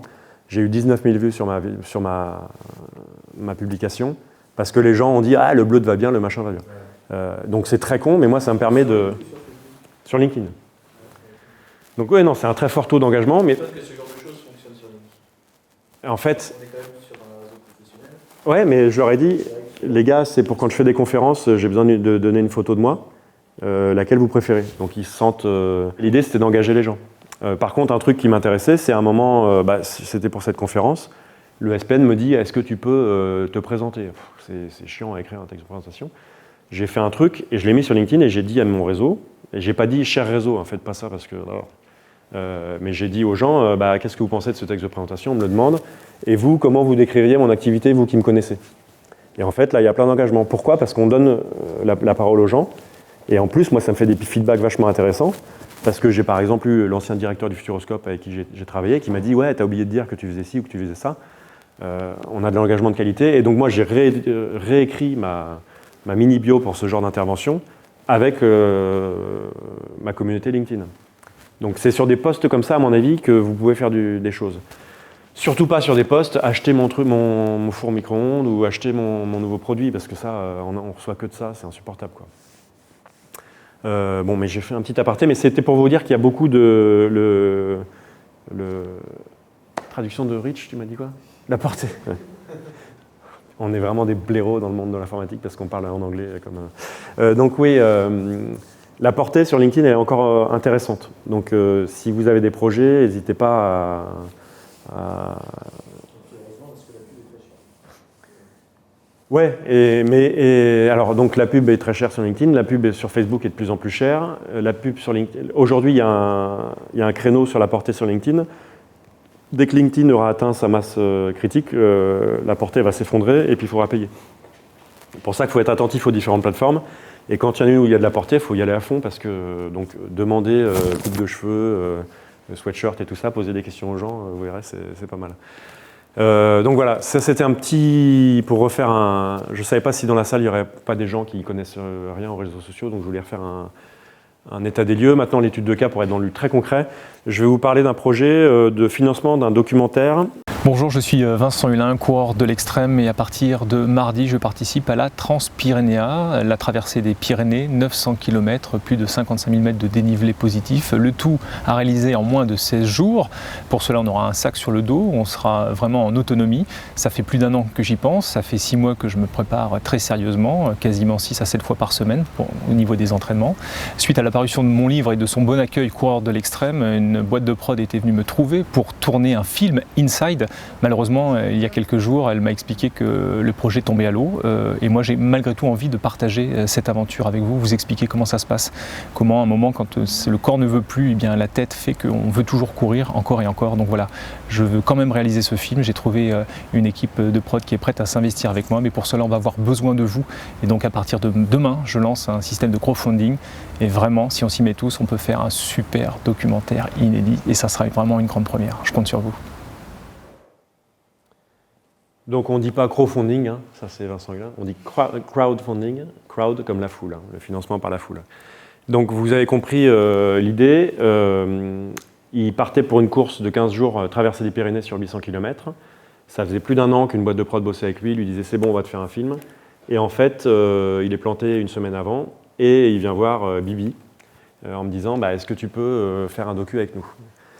Donc moi je lui dis écoute Vincent, on peut peut-être voir ce qu'on peut faire, mais on est à une semaine de la course, on va trouver aucun partenaire pour nous financer, c'est dans les Pyrénées, il y a quand même des frais à minima, même si je bosse gratuitement, il y a des frais techniques on va dire.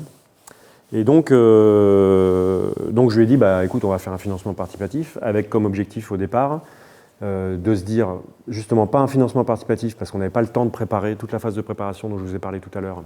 On n'avait pas le temps de réfléchir à... On n'était pas sûr qu'on ferait le documentaire, on n'est donc pas sûr de pouvoir proposer des produits en contrepartie, etc., etc. Donc je lui ai dit, écoute, on va faire une cagnotte et on va solliciter nos proches et on va bien réussir à trouver 2 ou 3 000 euros en tapant tous les oncles et tantes.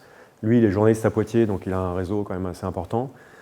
Et l'idée, c'était de pouvoir lever 2-3 000 euros pour financer les frais techniques et qu'on fasse un petit documentaire un peu à l'arrache, mais qu'on puisse faire quelque chose. Donc je lui ai proposé de lancer ça et je lui ai dit la première chose qu'on va faire c'est revoir ta communication parce que à l'époque sa page Facebook c'était ça. Donc je ne sais pas si vous avez des notions un peu de graphisme ou si quand je vous parle de surcharge cognitive ça vous dit quelque chose. Mais là on est en plein dans une situation de surcharge cognitive totale avec des logos partout, avec des messages dans tous les sens. Donc c'était fait maison avec sa chérie qui s'en occupait, donc c'était déjà une bonne initiative. Après, l'un des premiers aspects pour nous, c'était de dire on va se servir beaucoup de Facebook, et ça serait encore le cas aujourd'hui, ça c'était il y a 3 ans. Si je le faisais aujourd'hui, je le ferais encore avec Facebook, parce que les outils de pub sont super puissants, et je vais vous l'expliquer par la suite. Première chose, on va faire du propre, on va nettoyer tout ça. Ce qu'on a fait, c'est qu'on est allé près de Poitiers, dans un terrain vague, où ça ressemblait plus ou moins, il y avait des montées, des descentes et un peu d'arbres. Et on a fait une séance photo et une séance vidéo. Dans la vidéo que vous avez vue, qui est une vidéo pré-crowdfunding, c'est-à-dire qu'il a dit on va lancer un crowdfunding, mais c'était même pas encore lancé parce qu'on a commencé le teasing. Dans cette vidéo, vous le voyez courir et tout, c'était à cet endroit-là. Et donc on a fait aussi toute une série de photos avec le Gugus qui est derrière la caméra. Et l'idée, c'était d'avoir un stock image qui allait nous permettre d'avoir une belle page Facebook pour communiquer sur le projet dans les derniers jours avant le départ de la course, et même pour le début de la course, parce qu'on n'était pas sûr de pouvoir la voir au début, avoir des images d'illustration. Donc ce qui s'est passé, c'est que ça, c'est devenu ça. Donc vous voyez que là, il est quand même un peu plus beau gosse. On lui a dit, mets-toi de l'eau sur la tête, ça sera joli, parce qu'il n'avait pas transpiré. Hein. Et là, vous voyez la différence de qualité de photo. Et il y a aussi ici des bonnes pratiques en termes d'utilisation des réseaux sociaux. C'est un texte qui n'est pas trop important. Si vous avez trop de texte sur une image, l'algorithme Facebook la sanctionne. Vous pourrez chercher sur Facebook, enfin plutôt dans Google, vous tapez Facebook Text Overlay, texte TXT, Overlay, O-V-E-R-L-A-Y.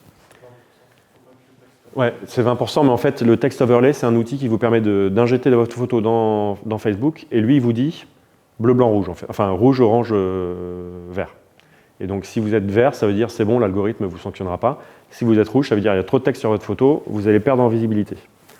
Ça, c'est valable pour le financement participatif, mais pour tout ce que vous faites sur Facebook. Et en ce moment, je vois, notamment avec les campagnes politiques qui arrivent, des gens qui ont des messages avec 15 phrases de slogan de campagne,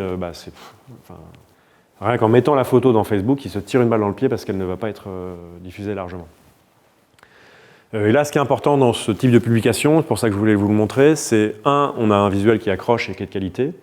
2, on a une phrase courte qui en plus peut inviter à une réponse. 900 km de course extrême, point d'interrogation, pour que les gens disent « Ah ouais, t'es fou, qu'est-ce que tu vas faire ?» Donc il y a vraiment une réflexion, ne serait-ce que sur la ponctuation.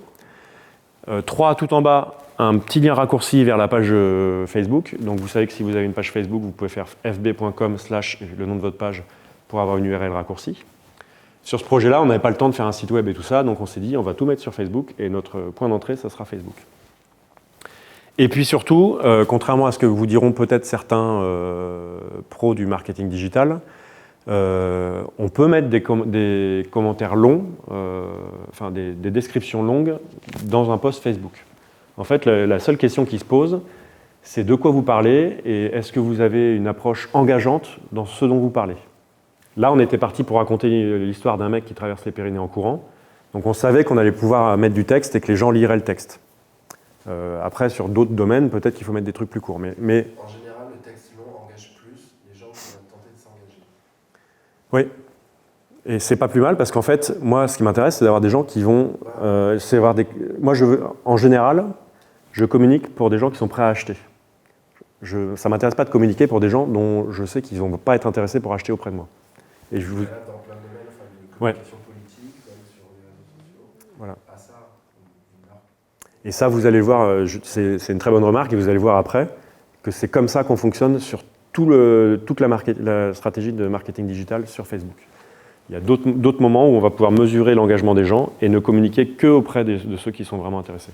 Donc tout ça pour dire que mon critère de réussite, c'est pas « ouais, cool, j'ai plein de cœurs et tout ». Parce que je m'en fous d'avoir des cœurs pour des gens qui s'en foutent et qui ont juste mis un cœur parce que le mec, il est beau sur la photo.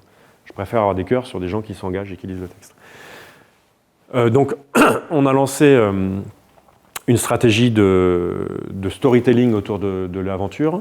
Et puis, on faisait référence déjà ici, mais après, on n'a plus trop parlé. Un petit lien vers la cagnotte. Après, on a fait le choix assez rapidement de ne plus parler de la cagnotte et de juste raconter l'histoire pour engager le plus de gens possible.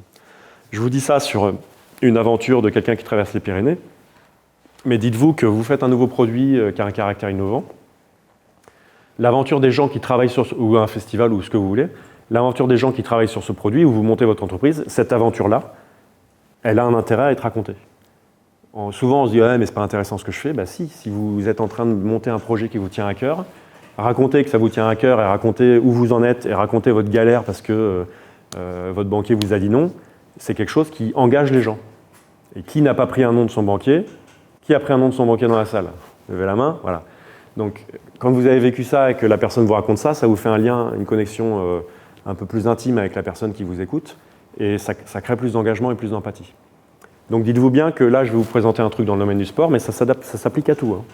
Le quotidien de votre vie dans l'entreprise ou de créateur d'entreprise, ça peut marcher avec aussi. Donc on a enchaîné avec d'autres types de publications, toujours bien chartées, vous voyez. On essaye de faire un univers visuel où on s'y retrouve à chaque fois.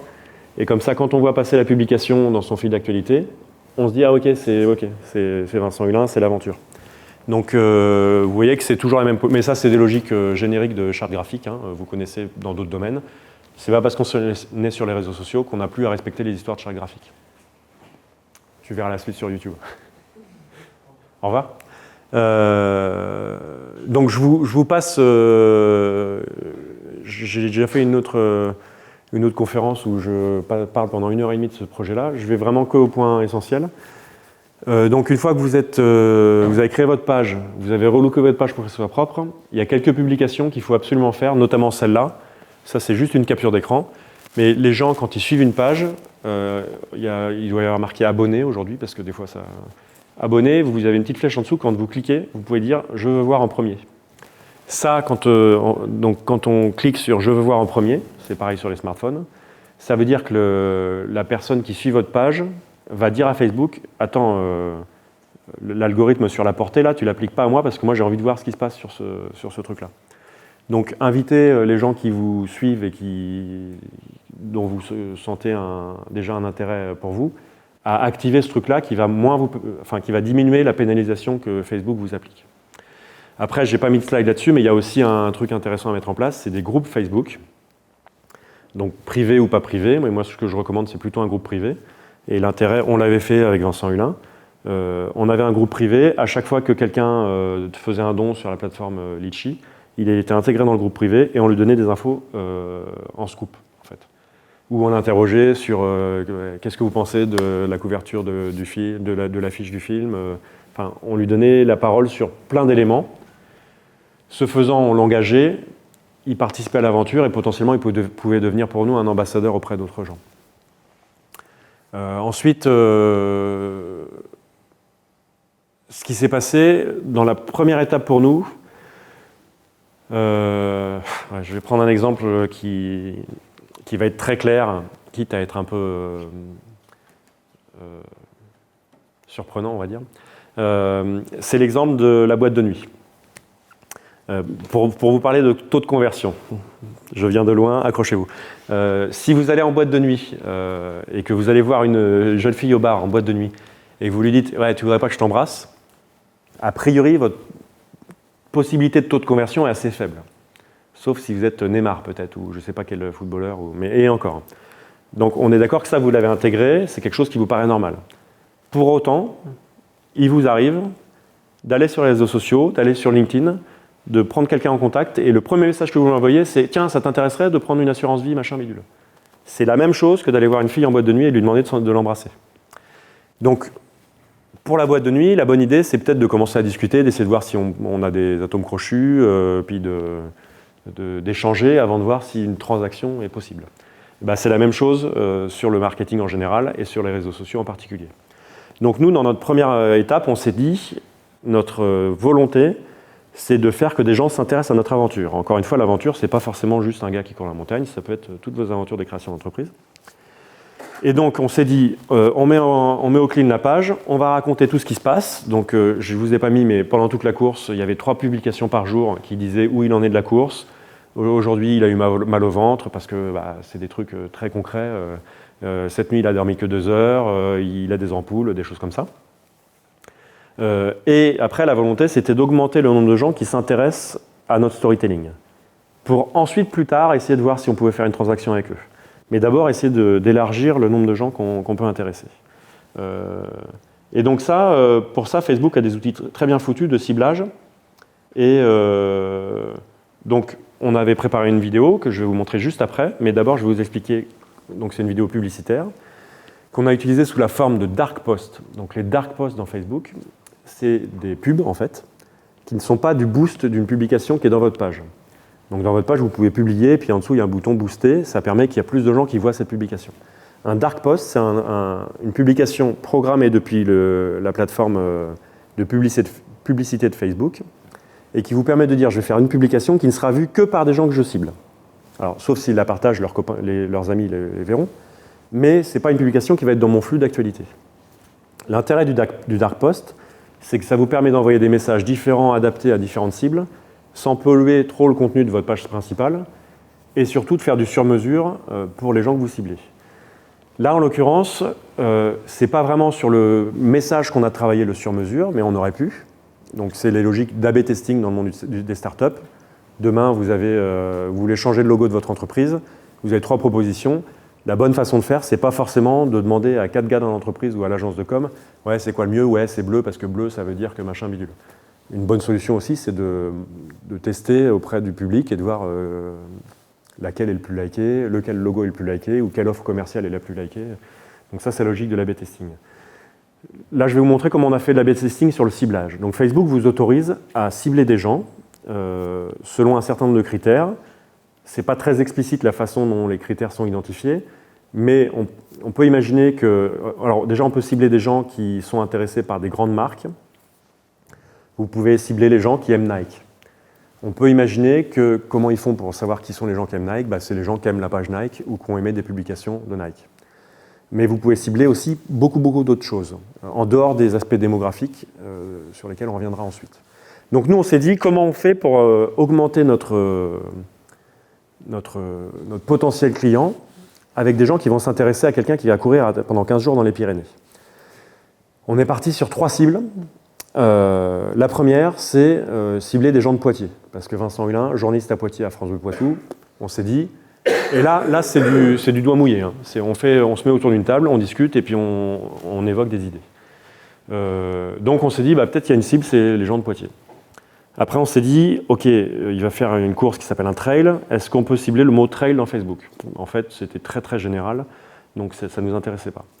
On s'est dit, qu'est-ce qu'il y a comme média qui parle du trail qu'on pourrait cibler? Quelqu'un qui est intéressé par un média, qui lit un magazine sur le trail, si on lui montre une page Facebook d'un mec qui va traverser les Pyrénées sur 900 km, a priori, ça peut l'intéresser.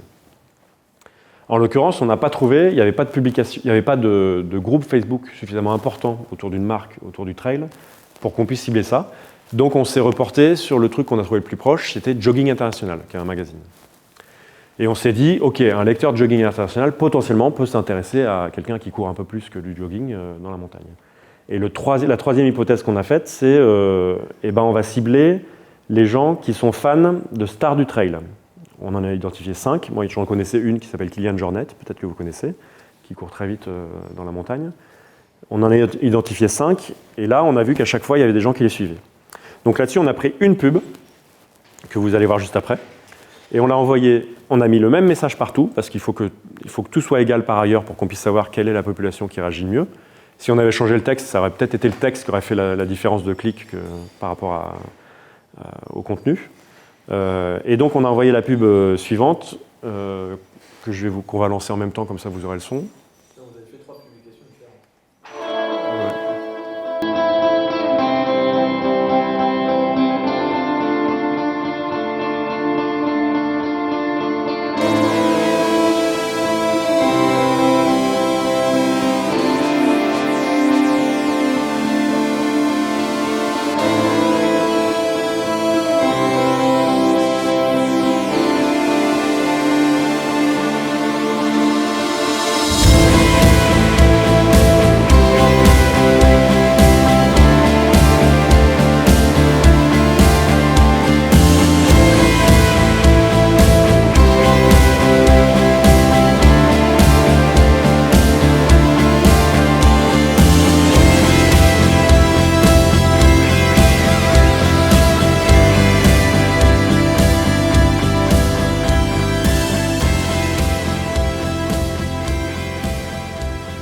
Vous voyez qu'on est très fan d'eau et de mecs qui s'arrosent.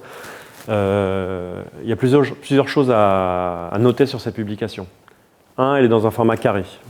Pourquoi? Parce qu'une vidéo carrée, c'est très bête, mais en fait, sur la taille d'un écran, l'écran il a une largeur fixe et Facebook a une largeur fixe. Si je mets quelque chose d'horizontal, à largeur fixe, j'aurai moins de centimètres carrés que si je mets quelque chose de carré. Donc c'est juste pour être plus visible. Ensuite, pourquoi, dans ce cas-là, vous pourrez me dire, mais pourquoi dans ce cas on ne fait pas sur toute la hauteur de l'écran? Parce qu'il faut quand même qu'on ait accès aux boutons d'interaction en dessous, qui sont like, partage et commentaire, parce que sinon on se priverait de l'engagement, qui est la chose la plus importante. Ensuite, ce qu'il faut noter sur cette vidéo, c'est qu'on a essayé de faire quelque chose d'esthétique. On a la chance de pouvoir avoir une caméra de haute vitesse qui permet de faire des super ralentis. Et on est ultra explicite. On n'est pas parti sur un truc trop compliqué. Il va courir 900 km, regardez, on voit des pieds qui courent, et du ralenti, et je m'arrose de l'eau. L'idée, c'était vraiment, comme on allait le pousser vers des gens qui aiment le jogging ou aiment le trail, il ne fallait pas qu'ils passent à côté du message, et donc on n'avait pas commencé à faire un truc où on le voit en tout petit en train de courir au fond de la montagne. Donc on n'a pas fait 3 publications, on a fait 3 publicités et 3 dark posts. C'est-à-dire que ça, c'était pas visible sur notre page. Dans notre flux d'actualité de la page, il n'y avait pas cette vidéo. Et ça, c'est pour le suivi que vous avez fait comme ça, parce que vous auriez pu prendre un post et puis cibler les 3 populations sur ce même post.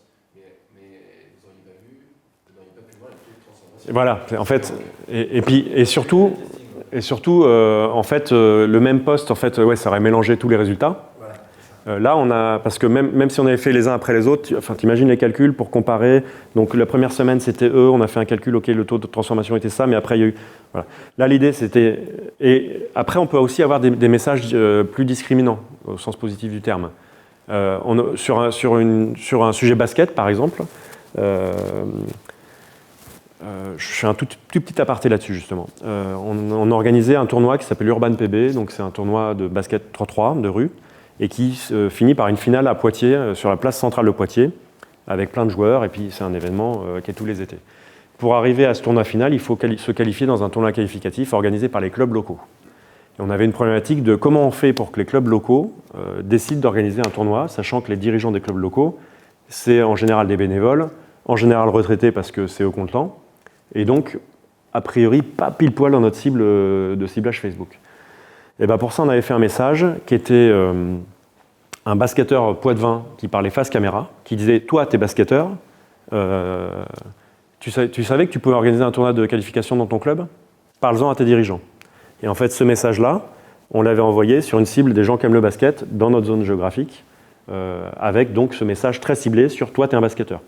Le message aurait pu être « Toi, t'es un homme qui vit à Angoulême. Toi, t'es une femme qui vit à Ruffec. » Enfin, on peut... Et donc, c'est là aussi où c'est intéressant le dark post, c'est que comme tu sais sur qui ça va tomber, tu peux personnaliser ton message. Plus tu personnalises ton message dans un univers Facebook où on te raconte tout et n'importe quoi, plus tu as de l'impact.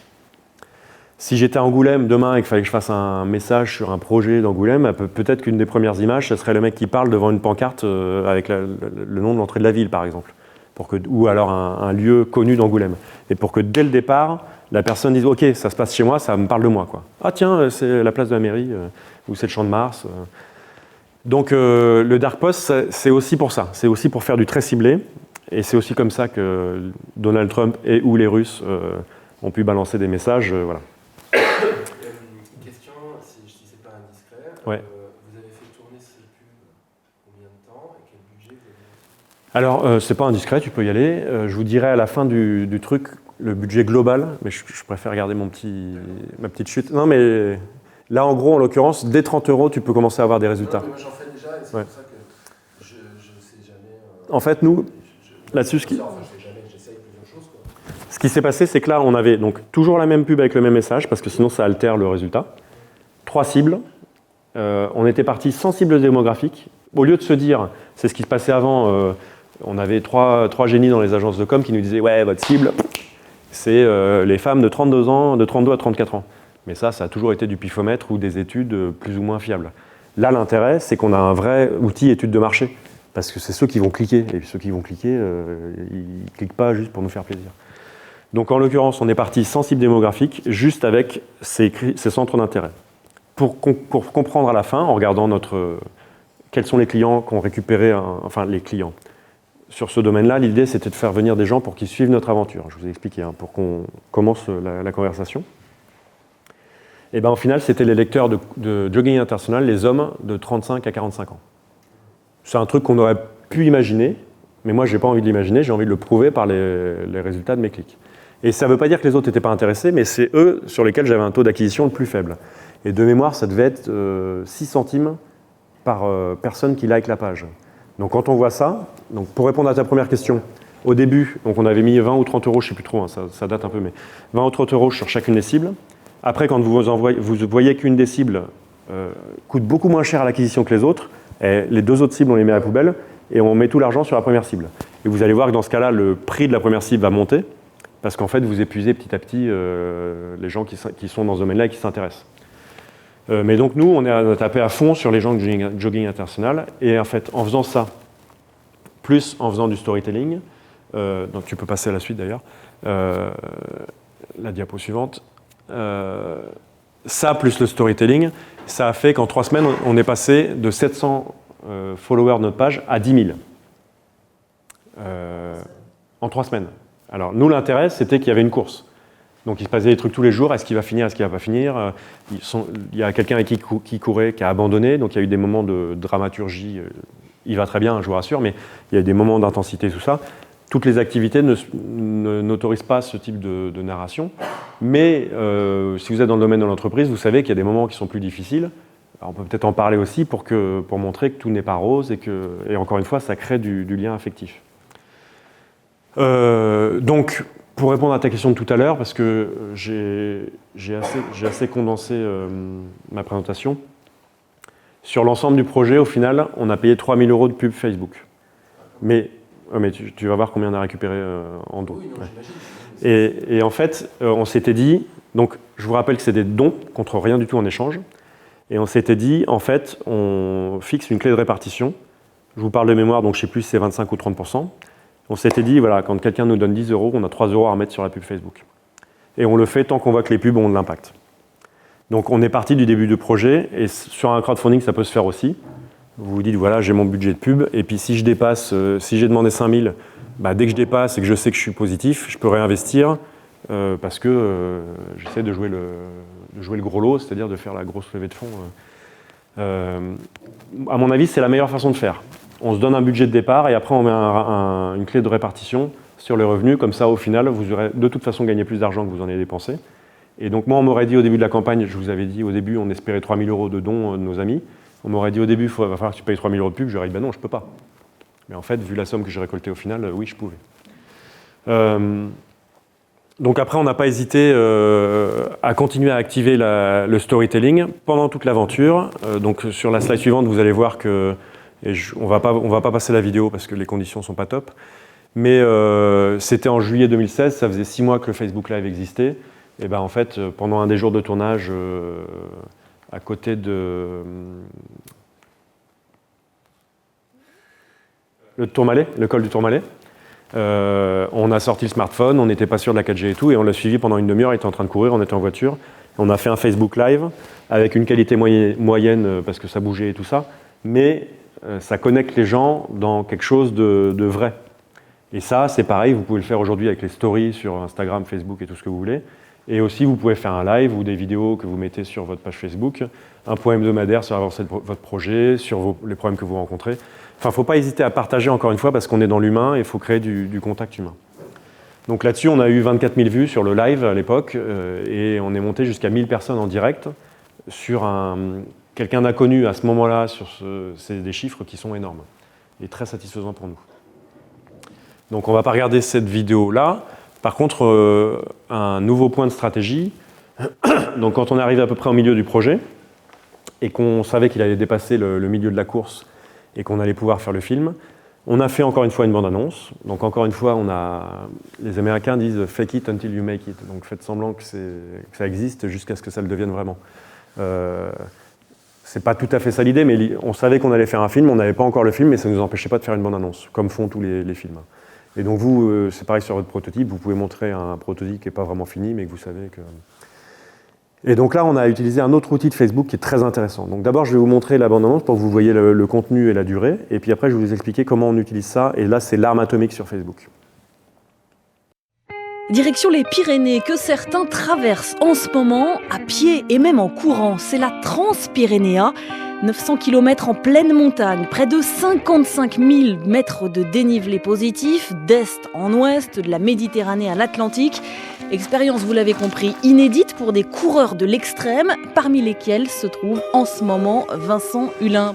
J'ai soif, j'ai faim, j'ai besoin de m'asseoir, me reposer.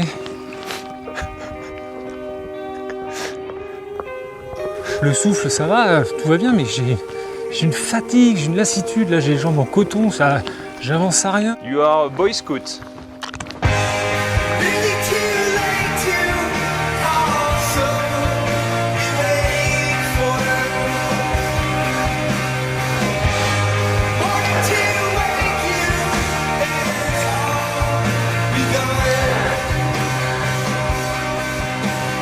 Je suis ton père.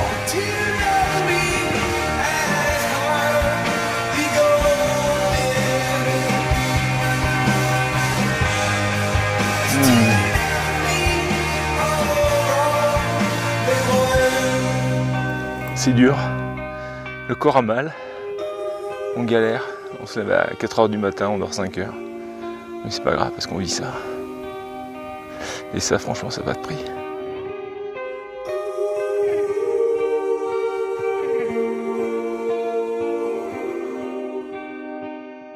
Vous voyez que là, on est arrivé à un moment où en fait, on commençait à avoir des dons et donc on a fait venir un droniste, mais au début, c'était pas du tout prévu qu'on ait un droniste, mais parce que les dons commençaient à augmenter. Et là, on était donc, c'était sur une cagnotte Litchi. Sur la cagnotte Litchi, il n'y a pas de palier en fait. Il n'y a pas de plafond, il n'y a pas de plancher. Donc on disait juste aux gens, là on en est à X milliers, si on arrive à Y milliers, on pourra avoir un drone. Et puis à chaque fois, on leur expliquait ce qu'on pourrait faire de mieux. Et ce qui permettait aussi à avoir des gens qui s'engagent ou qui donnent plus ou qui demandent à leurs copains de donner parce que le film il va être génial, tu devrais suivre l'histoire. Ils racontent ça sur Facebook, on s'éclate. L'idée c'est que cette vidéo, une fois qu'on l'a publiée sur notre page, donc là on l'a publiée comme un post normal et on l'a boosté sur différentes cibles, mais la première chose qu'on a faite c'est de booster sur les gens qui suivent notre page et leurs amis. Notre idée c'était d'avoir le plus de vues possible parce qu'on allait retravailler les vues derrière. Donc en l'occurrence, encore une fois, je parle de mémoire, donc c'est des chiffres approximatifs, mais il me semble qu'on avait fait quelque chose comme 130 000 vues sur la vidéo. Donc en boostant, et puis il y avait eu aussi beaucoup de partages. On est arrivé à un moment, à la fin de l'aventure, où on était jusqu'à 2500 likes par publication, donc les gens étaient hyper impliqués dans l'histoire. Ça, je ne vous le garantis pas sur des projets moins bornés dans le temps, et puis moins émotionnels, on va dire, voilà. Parce que l'émotion, c'est tout à fait ça. Il y a des moments où il pleurait, et on mettait les vidéos. Le moment où il pleure, pour nous, c'est... Vous aviez la chance d'avoir un bon client aussi, quoi. Oui. C'est-à-dire que lui, il alors, a une caméra, passe caméra, etc. Ouais, mais alors moi, j'aime pas la chance parce que j'y crois pas. Parce que si on l'avait pas filmé quand il pleure, on n'aurait pas eu d'image de quand il pleure. Donc après, je pense que chaque personne, même une personne timide, peut avoir... c'est une question d'approche et de s'intéresser un peu au sujet, quoi. Et accompagner. Alors lui, il était particulièrement bon client, mais il y a aussi des gens que ça a agacé parce qu'il était presque trop bon client. Mais n'importe qui, en fait, si on arrive à lui faire sortir un peu son humanité, même si la personne ne parle pas bien, les caractéristiques physiques pas forcément formidables, on s'en fout, en fait. C'est l'humain qui connecte au bout d'un moment. Donc l'idée, c'était pour nous qu'elle soit vue le maximum. Parce qu'en fait, après, ce qu'on peut utiliser sur Facebook, c'est un outil de ciblage qui vous permet de recibler, et c'est là que ça devient intéressant. Donc on a pris le temps de discuter avec les gens, de leur raconter notre histoire, de créer du lien, et c'est maintenant qu'on va commercialiser auprès des gens qui sont intéressés par ce qu'on raconte. Comment on sait qui sont les gens qui sont intéressés par ce qu'on raconte? On est capable de cibler les gens qui ont vu plus de 25%, plus de 50% ou plus de 75% de la durée de notre vidéo. C'est pour ça que notre bande-annonce a été volontairement pas trop courte, parce que sinon on n'aurait pas pu discriminer. Si on avait fait un truc de 20 secondes, on n'aurait pas pu savoir. Elle fait 1 minute 30 ou quelque chose comme ça. Donc il ne faut pas faire 12 minutes non plus. Et derrière, on a ciblé les gens qui avaient vu 75% ou plus de la bande-annonce. Parce que là, je suis sûr que j'ai face à moi des gens qui connaissent mon produit et qui sont intéressés par mon produit. Donc là on est vraiment... Et ça, il n'y a que Facebook, il n'y a que les nouvelles technologies qui permettent de faire ça.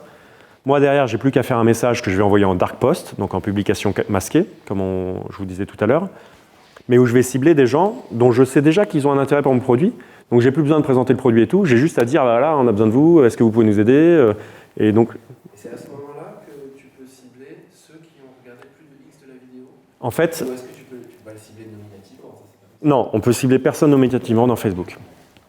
Par contre, tu crées ta publication et quand tu affectes une cible à ta publication, tu peux dire je veux cibler en fonction des comportements des gens et tu vas chercher une ou des vidéos parce que là, en l'occurrence, on a ciblé plusieurs vidéos, pas que celle-là. Et tous ceux qui ont vu plus de 75% de ces vidéos, d'une de ces vidéos, tu vas les avoir dans ton audience. Une audience, c'est un nombre de personnes que Facebook te donne, mais il ne te dit pas qui c'est. Mais après, tu peux encore discriminer là-dedans, en disant, dans ces gens-là qui ont vu plus de 75%, je vais prendre les 20-30 ans parce que peut-être qu'ils ont moins d'argent, et je vais leur dire, tiens, offre à 5 €. Je vais prendre les 30-40 ans, tiens, offre à 25 €. Je dis n'importe quoi. Hein, mais on peut... et ça, c'est hyper intéressant, parce que vous savez qu'ils sont intéressés, vous savez à peu près la cible démographique. Et je vais vous expliquer juste après une autre utilisation qu'on a eue de ça. Donc ça, c'est hyper intéressant. Et aujourd'hui, ce qu'on n'avait pas à l'époque, il y a un autre outil qui est très pratique, c'est le pixel Facebook. Donc si vous avez un site internet, vous devez installer le pixel Facebook sur votre site internet. C'est quoi le pixel Facebook? C'est un bout de code, comme le bout de code Google Analytics, si vous avez, ce bout de code qui vous permet d'avoir les stats de trafic sur votre site. Le pixel Facebook, c'est un cookie, donc c'est un petit bout de code qui va faire qu'à chaque fois que quelqu'un va venir sur votre site, s'il n'a pas fermé sa session Facebook, donc il peut avoir fermé sa page Facebook, mais s'il n'a pas fermé sa session, pour fermer sa session, il faut aller dans se déconnecter, déconnecter, ce que personne ne fait parce que c'est chiant, après il faut remettre son mot de passe. Donc en gros, ça veut dire qu'on va toucher presque tous les gens qui ont Facebook. Donc une personne qui a Facebook, qui vient sur votre site, Facebook prend cette personne et la met dans une audience, et vous pourrez après recibler les gens qui sont venus sur votre site. Et alors ça, c'est primordial, et on l'avait fait sur les soutiens-gorge, parce que ça vous permet de dire, je sais que c'est... En plus, on peut paramétrer, je sais qu'ils sont venus sur la page d'accueil, je sais qu'ils ont mis dans le panier d'achat, je sais est-ce qu'ils ont fait la vente ou pas. Personnellement, je ne suis jamais allé jusque-là dans la mise en place, mais c'est possible. Et donc, vous pourriez avoir, par exemple, vous êtes un e-commerce, vous pourriez avoir... je vais cibler les gens qui ont mis quelque chose dans le panier, mais qui n'ont pas affiché la page de « Merci, vous avez réussi votre vente ». Comme ça, j'enlève ceux qui ont déjà acheté, et tous les autres, je leur dis « En fait, c'est Noël, vous savez qu'il y a moins 20% sur tel truc ». Le pixel Facebook, c'est ce qui fait que quand vous allez sur un site, moi je vais sur des sites de photographie, et puis je vois le nouvel appareil photo, je reviens sur Facebook, ah tiens, il me parle de l'appareil photo. C'est tout simplement parce que le site a identifié que j'étais venu chez moi et qu'il me recible derrière. Ça, c'est un outil qui est vraiment hyper puissant et qui est à utiliser dans vos crowdfunding, mais aussi en général dans notre marketing. Parce qu'encore une fois, ça veut dire qu'on va parler à des gens qui nous connaissent déjà. Donc on n'est plus obligé de se présenter et tout ça, et on peut aller directement dans un message qui va être plus une proposition de transaction. Est-ce que j'ai été... Oui, j'ai été clair. Donc, non, tu peux remonter juste un coup. Donc au final, on a collecté 15 000 € sur ce projet-là. Alors 15 000 €, on peut trouver ça beaucoup, pas beaucoup. C'est énorme pour quelque chose où c'est que des dons. On est parti faire un film dans la montagne. On a dit aux gens, est-ce que vous pouvez nous donner des sous pour faire notre film? Vous n'aurez rien en échange.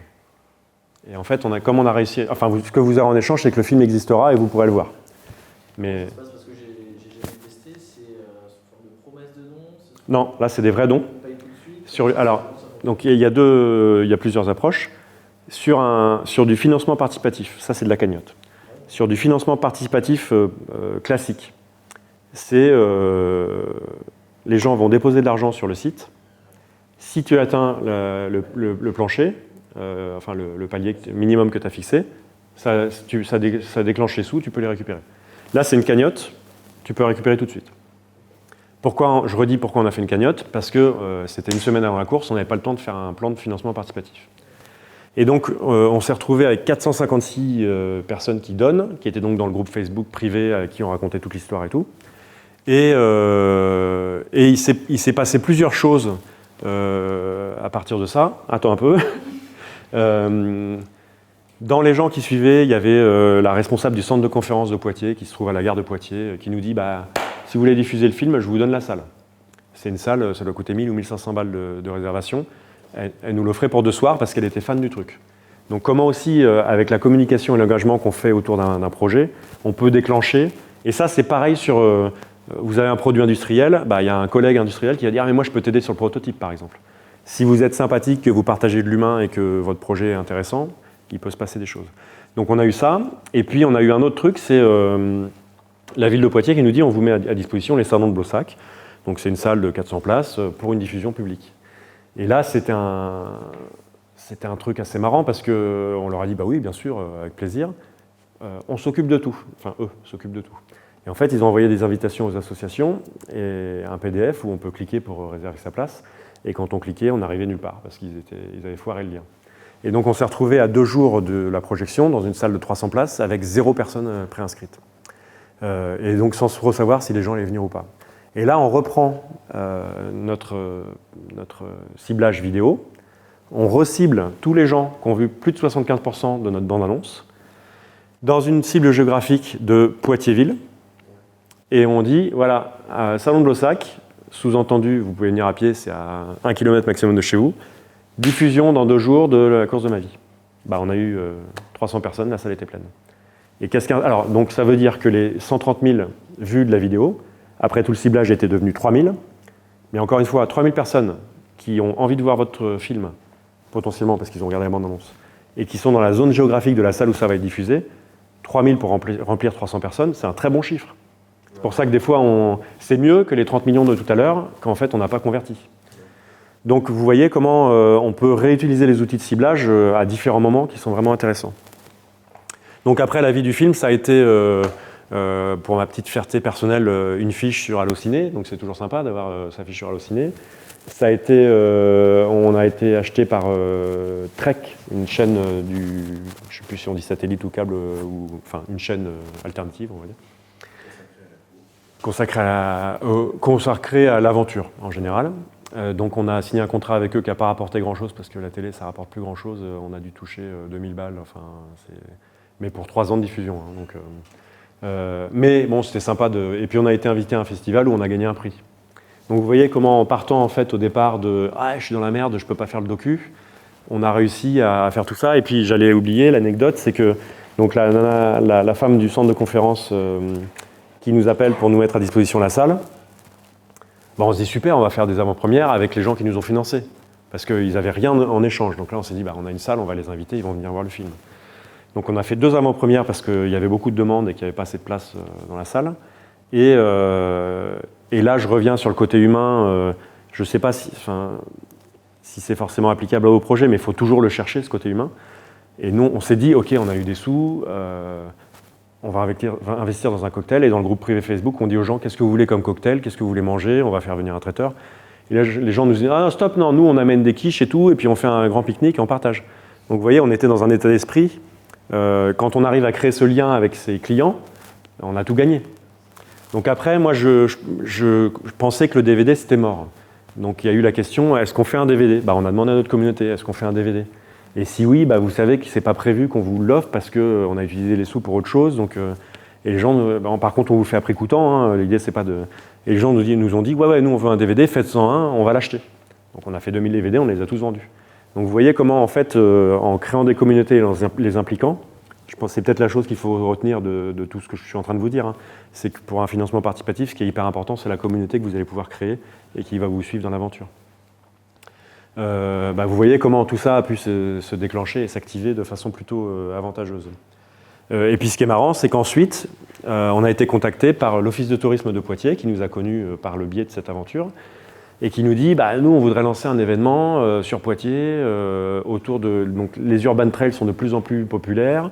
Donc, les urban trails, c'est des trails urbains, c'est-à-dire une course pas forcément très longue, mais on court dans la ville, on marche, on monte les marches, on passe entre différents monuments. Pourquoi l'Office de tourisme était intéressé? Parce qu'une course dans la ville, ça permet de redécouvrir la ville dans un contexte plus ludique, et puis de passer dans les coins sympas de la ville, et puis ça fait venir aussi des gens qui sont en dehors de la ville, qui viennent pour la course, parce que les mecs, ils font toutes les courses.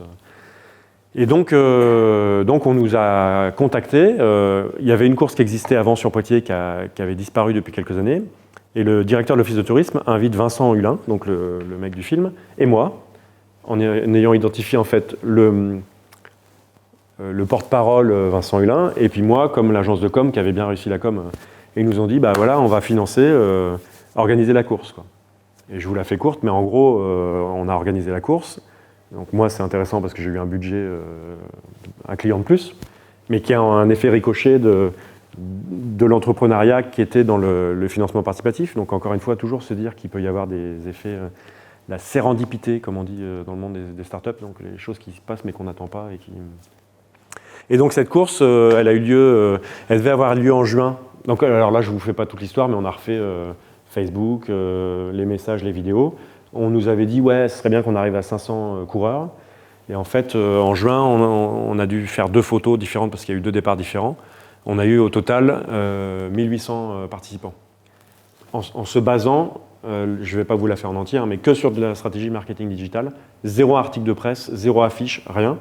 Enfin, il y a eu quelques flyers qui ont été diffusés, mais pas de sucettes et de cartes par 3. C'était encore une fois des vidéos où on essayait d'être sur le ton de l'humour et de l'engagement de la communauté. Et aussi quelques vidéos plutôt pédagogiques où on présentait 10 points du parcours, parce que c'était un 10 km. Chaque kilomètre, vous allez passer devant cette église, alors l'histoire de cette église, c'est ci et c'est ça. Et donc vous voyez aussi l'intérêt pour l'Office de tourisme d'avoir de la narration autour de son événement. Je tenais à vous en parler parce que ça, c'est la suite logique un financement participatif. C'est pas une fin en soi, puis après c'est bon, j'ai fini mon activité. C'est plutôt un Kickstarter, d'où le nom de la plateforme américaine, qui peut ouvrir derrière un certain nombre de projets. Voilà, donc on arrive à la fin de la présentation. Je suis désolé, j'ai dû être un peu speed, mais parce que je suis arrivé en retard. Est-ce que vous avez des questions sur des projets que vous auriez ou sur des choses que j'ai peut-être pas assez élaborées ?